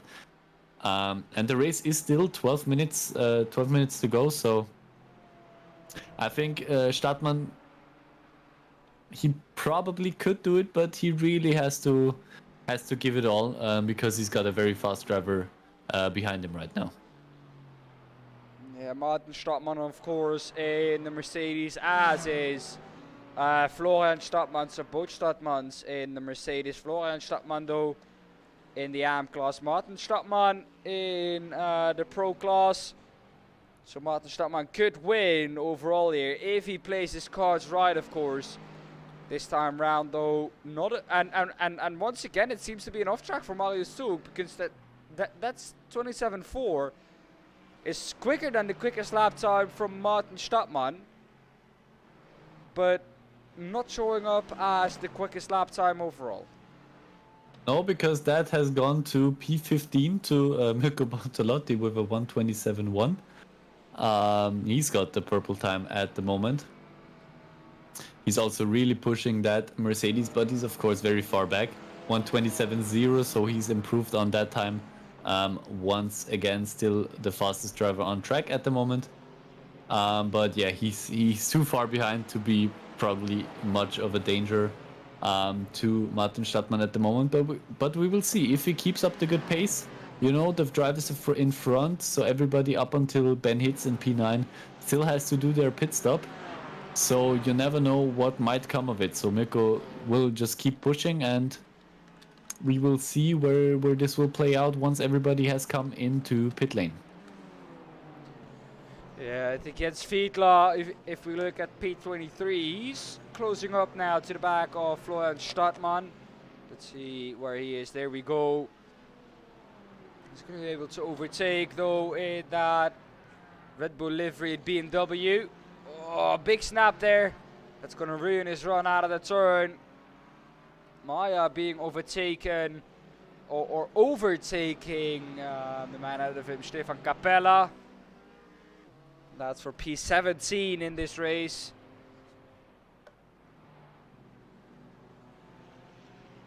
So Christian Maya now past him as well. Defending now, I think, a little bit from Stefan Capella behind him in P18, the BMW. Ben Hitz in the pit lane, dropping down the order. Hendrik Augustin with the quickest lap time at 1:26.9. Yeah, he's done a great job as well. He's the leading car of the drivers that have pitted that have pitted already, is what, of course, I wanted to say. And we know that Hendrik is very fast. He's got the clear air now. You can see no drivers ahead of him, no drivers behind him, really, pretty much. So he can just put the hammer down. He can just drive his pace. And he was very, very far up the field before his pit stop. So we might see him back there once again. Now Martin Stadtmann is coming into pit lane. He will probably not be in too much danger of being overtaken by Augustin, as we can see, Augustin's still very far behind. Marius Zug now takes the lead of the race, but of course still has to do his pit stop as well. Jean-Terre, Josh Files, Lebelt, all of them, Jan Lins, all of them have not pitted yet. So Martin Stadtmann now still in pit lane. Can Hendrik Augustin maybe actually do it? He's now coming out of the pit lane, Martin Stadtmann. Where will Hendrik Augustin file? Oh, he overtakes Stadtmann actually. He's done it. His pace has brought him back to the back in front of Martin Stadtmann at least. That is some brilliant pace there by Hendrik Augustin to actually get back up on top of the race. Well, of the drivers who have pitted yet, but you would think that if he has overtaken Stadtmann, he will probably overtake all of the rest of the drivers once they have had their pit stop. So I'm guessing net lead at the moment, Hendrik Augustin, if everybody comes in for their pit stop. Yeah, he's purple in sector 2, so he's putting up the pace to Martin Stottmann. Martin Stottmann, though, a green sector in sector 2 as well. So out of the pit lane, immediately improving. And into the pit lane now is Marius Zug, Chanteré, Lebelt and Jan Lind are all into the pit lane. The only one continuing is this man. And it's the man who usually can go long on fuel stints, Josh Files. He's got to go long, so let's see where Hendrik Augustin can come out. Can he come out ahead of everyone who's in the pit lane? Marius Zug is on pit exit right now. He might have actually done it. Look at that. That could be it. That's going to be close. That could be very close there between Marius Zug, but Hendrik Augustin just gets him there on pit exit, but Zug gets ahead of Martin Stadtmann. He stays, or yeah, he gets ahead of Martin Stadtmann. He, of course, was behind him before the pit stops, but couldn't quite get past Augustin, or Augustin just managed to get past him. So great job there once again from Hendrik Augustin, pit stop wise. Let's look at the times. I mean, Hendrik Augustin once again 2 seconds quicker pit lane time than Marius Zug behind him. So 40 seconds for Hendrik Augustin, 42 seconds for Marius Zug, 45 seconds even for Martin Stadtmann. So Stadtmann must have made a bit of a calculating error there when coming into the pit lane, because that was a very long pit stop.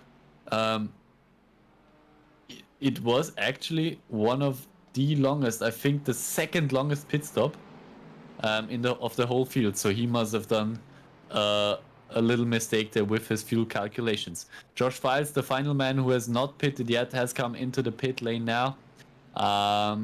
Let's see. I don't think he can hold on to his position. He's still in pit lane.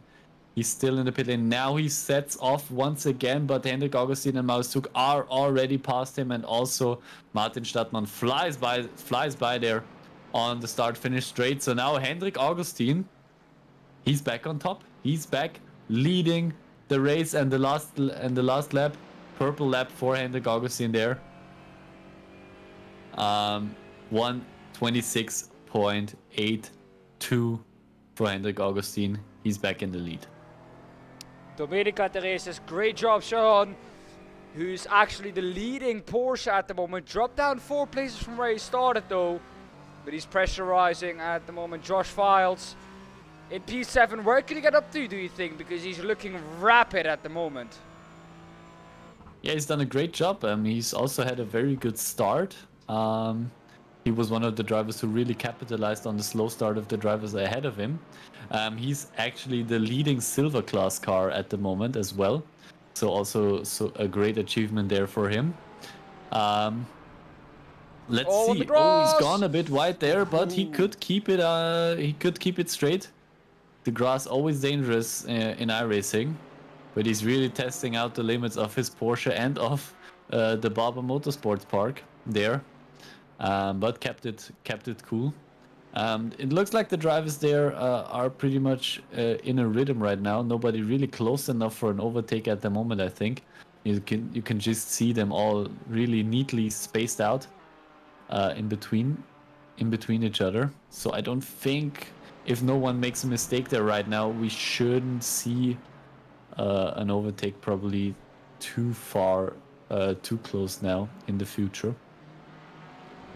As we go back to Jan Linz in P16, he is fighting for a position there in his Porsche against the Mercedes of Robert Heger ahead of him. Can he do something there? Heger now parking it on the inside line, of course, and he's going for... Oh, that was a very clumsy overtake there. Yeah. That didn't look great. He completely missed his braking point there. Clattered into the car ahead of him, which I think was the Aston of Christian Meyer. And yeah, Jan Linz got out lucky, got 2 positions there, but very clumsy overtaking maneuver there. From... You never want to see it happen like that, do you? No, of course not. The man behind Sean, though, is pressurizing him in the Porsche to be the best Porsche. Florian Krüger, or Florian Becker, I'm sorry, is the one pressurizing him. And so the gap is 1.5 tenths, and up the inside he goes. I think that's positioned done immediately. Squeezes him to the inside though. But Not letting Sean is that still one there. go He's now without got a the fight. inside. And He's got still the on inside for the next corner there. And now he can push him out wide if he wants to, but he leaves him a bit more space. Florian Becker, way more cutthroat there. He might lose two. Driving there. He might lose two up the inside as well. Goes the Aston. The Aston of, I think. He's on the inside. I think that's Hugo Zassa who goes up the inside of him as well. So losing two positions in the span of what will be 2 corners and a straight. And it's not done there yet because Hugo Zassa now maybe trying to go for an overtake on Florian Becker himself. So Hugo Zassa really quick here. Florian Becker though loses it on the exit. Zassa spins Becker out. Inter-team clash there between the two Gazex drivers. Never want to see something like that. Did he though? It looked like it from that perspective. And that didn't seem like a normal spin. I think it was just on his Becker own. there. Let's see what happened there. Nope, no, that was definitely a contact. Yeah, you were right. That's tough there for Florian Becker. He won't be happy with that, and the Gazex team will not be happy with that, I assume. But Chanteray back into the leading Porsche. So he's now the best Porsche in the field by quite a margin now. He's dropping back is Josh Files. Josh Files lost that position to Mirko Bot, so they're still fighting on the exit. And at the top, we have some fighting going on there. What was happening there? Marisu going very wide there. So that could be getting very close. We are on the final lap of the race. This is the last couple of corners. Going down. So Marius Zug was going for it, but couldn't quite make it stick, and now he's 6 tenths behind Hendrik Augustin. Can you maybe look what happened there? Do you have it like as a replay file?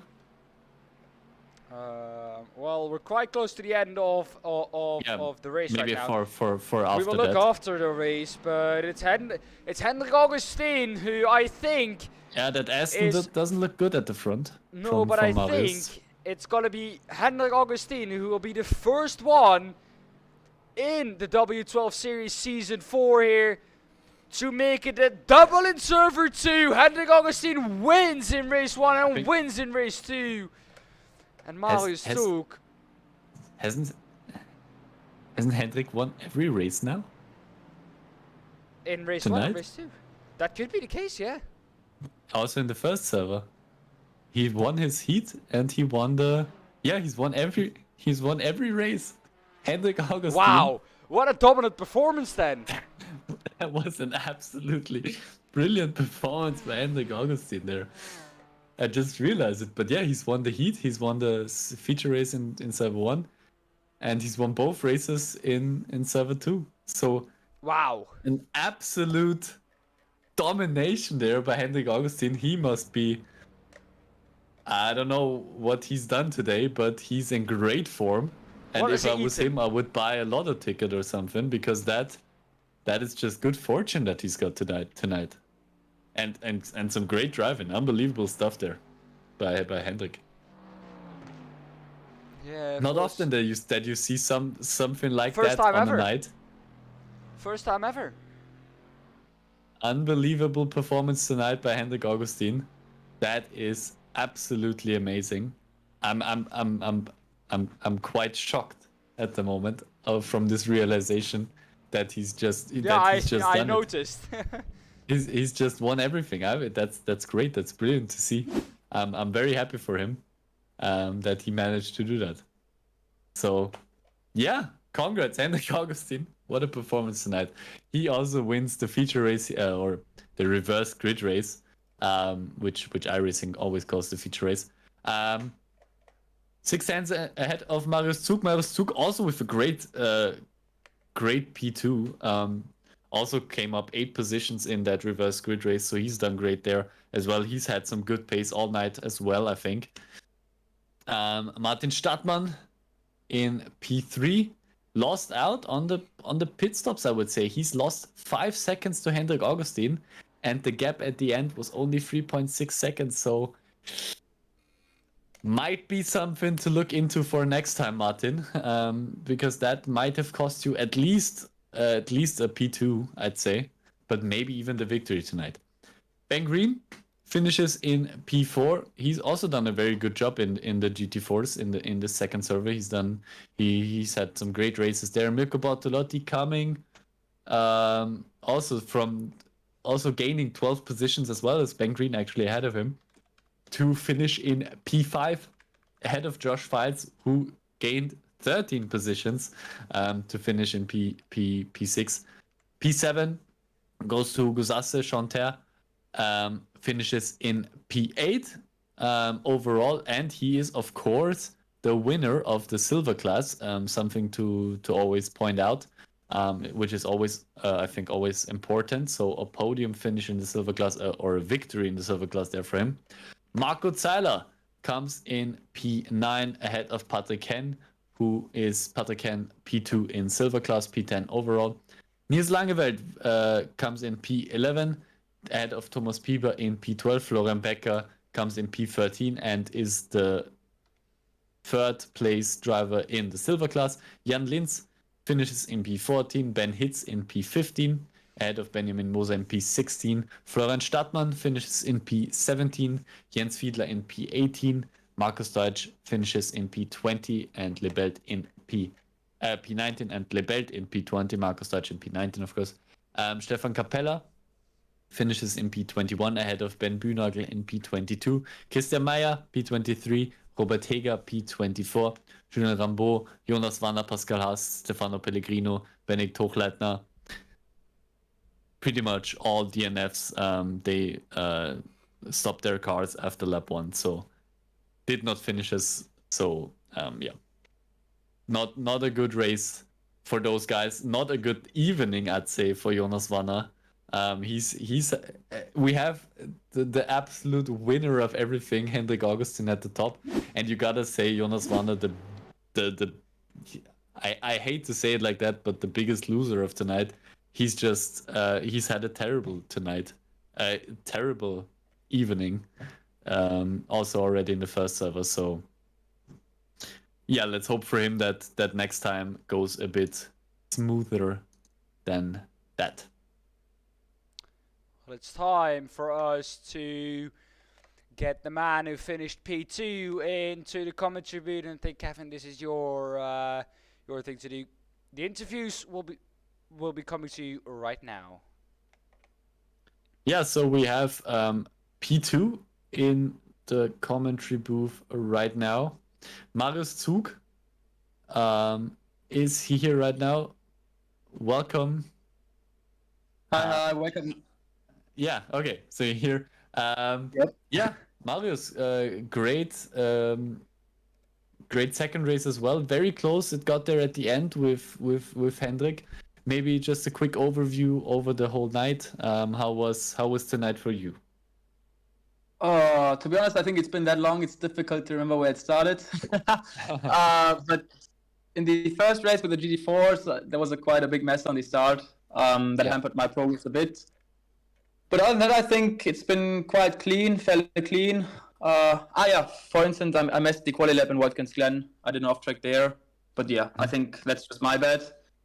But I think that track was great for good racing and good fights as well as this one. So I enjoyed it in total, definitely. You had some great pace through the night, I'd say. We were always looking where you were going. How was it now in the second race? It got very close at the end with Hendrik there, didn't it? Yeah, I mean, these feature races, I think they kind of suit me with first when I joined, with P1 when I joined the series in week 2, and then second last week. But this time out, I mean, I lost sight of Hendrik a bit because he pitted quite early. So to be honest, I just lost sight about him, and that's why I focused on Martin, and I think I got him in the pit stops. So that worked out, but just to Hendrik, I lost out on the pit stop. Well, we can see the dive that you made on the last lap on Benedict or Benedict on Hendrik Augustine. I'm getting all names confused this evening, but yeah, we could see that move. It was a move from far back, kind of a last lap, last opportunity lunge, I think.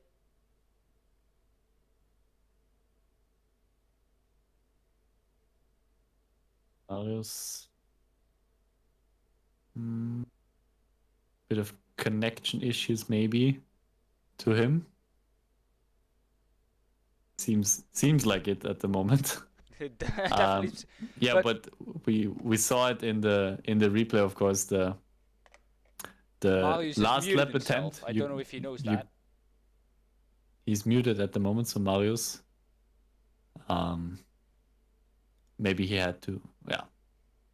Meanwhile, let's just hope he speaks up when he's back or when he is able to talk again.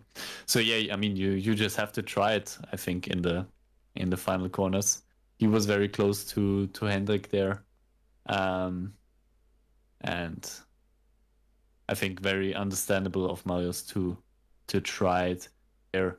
Would of course love to hear his opinion about that maneuver. I think he's back. Marius, are you back? He's still muted at the moment. Keeping an eye out for Discord.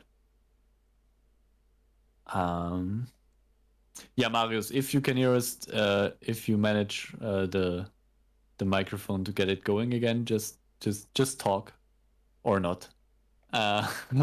He's left us. That was this. He's left us. So yeah, I think we saw it in the replay. It's the last lap. You gotta try something out. Hendrik was prepared for it. Marius went a bit too deep, and yeah, nothing. So I guess you just gotta try those things when it's the last lap of the race and it's for the victory. So didn't work out for him this time round, but hey, next time round it might work again. Yeah. Oh, so Marius just wrote that he couldn't hear us anymore in the end. So that's why. So probably connection issues, I'd say. Yeah. No one at the moment waiting in the interview room, so I think it's time for us to round it off. As you can see on screen, the post-race roundup. Kevin, you did this last week to me, but now I'm ahead of you. 3 words to describe this evening. Okay, I think it's tonight it's actually, sadly, I have to say sadly, a bit easy. The first word that just comes to mind is carnage. I think that one speaks for itself. Carnage, then we have domination, of course, Hendrik Augustine. Absolutely dominating this night. And the third one, very that's not one word. Close. Let's say close. Yeah, that probably sums it up best. Yeah. Well then, guys, there we go. That was your post-race roundup by Kevin Ketzro. Did I say that correctly? It's good enough. Good enough. Okay, perfectly. Better than a lot of native German speaking people. So Ketzero. yeah, we'll talk about that. Even better. I'm gonna get slaughtered off stream by Kevin. But yeah, thank you guys for watching. Of course, it's been amazing once again. If you haven't yet, make sure you subscribe to the YouTube channel. Of course, we have the W12 series every week coming up now for 8 weeks straight after this one. We, of course, have the 6 hours of the Nürburgring coming up this Saturday for you. And then, of course, the 11th of December, we have the first GT3 3-hour endurance race. So looking forward to that. Until then, everyone, I hope you enjoyed tonight. From everyone here, from the W12, from everyone at PRL and PRT, a big thank you for watching. Make sure you subscribe, turn on the bell, and like if you did. And we'll see you next time. Bye-bye.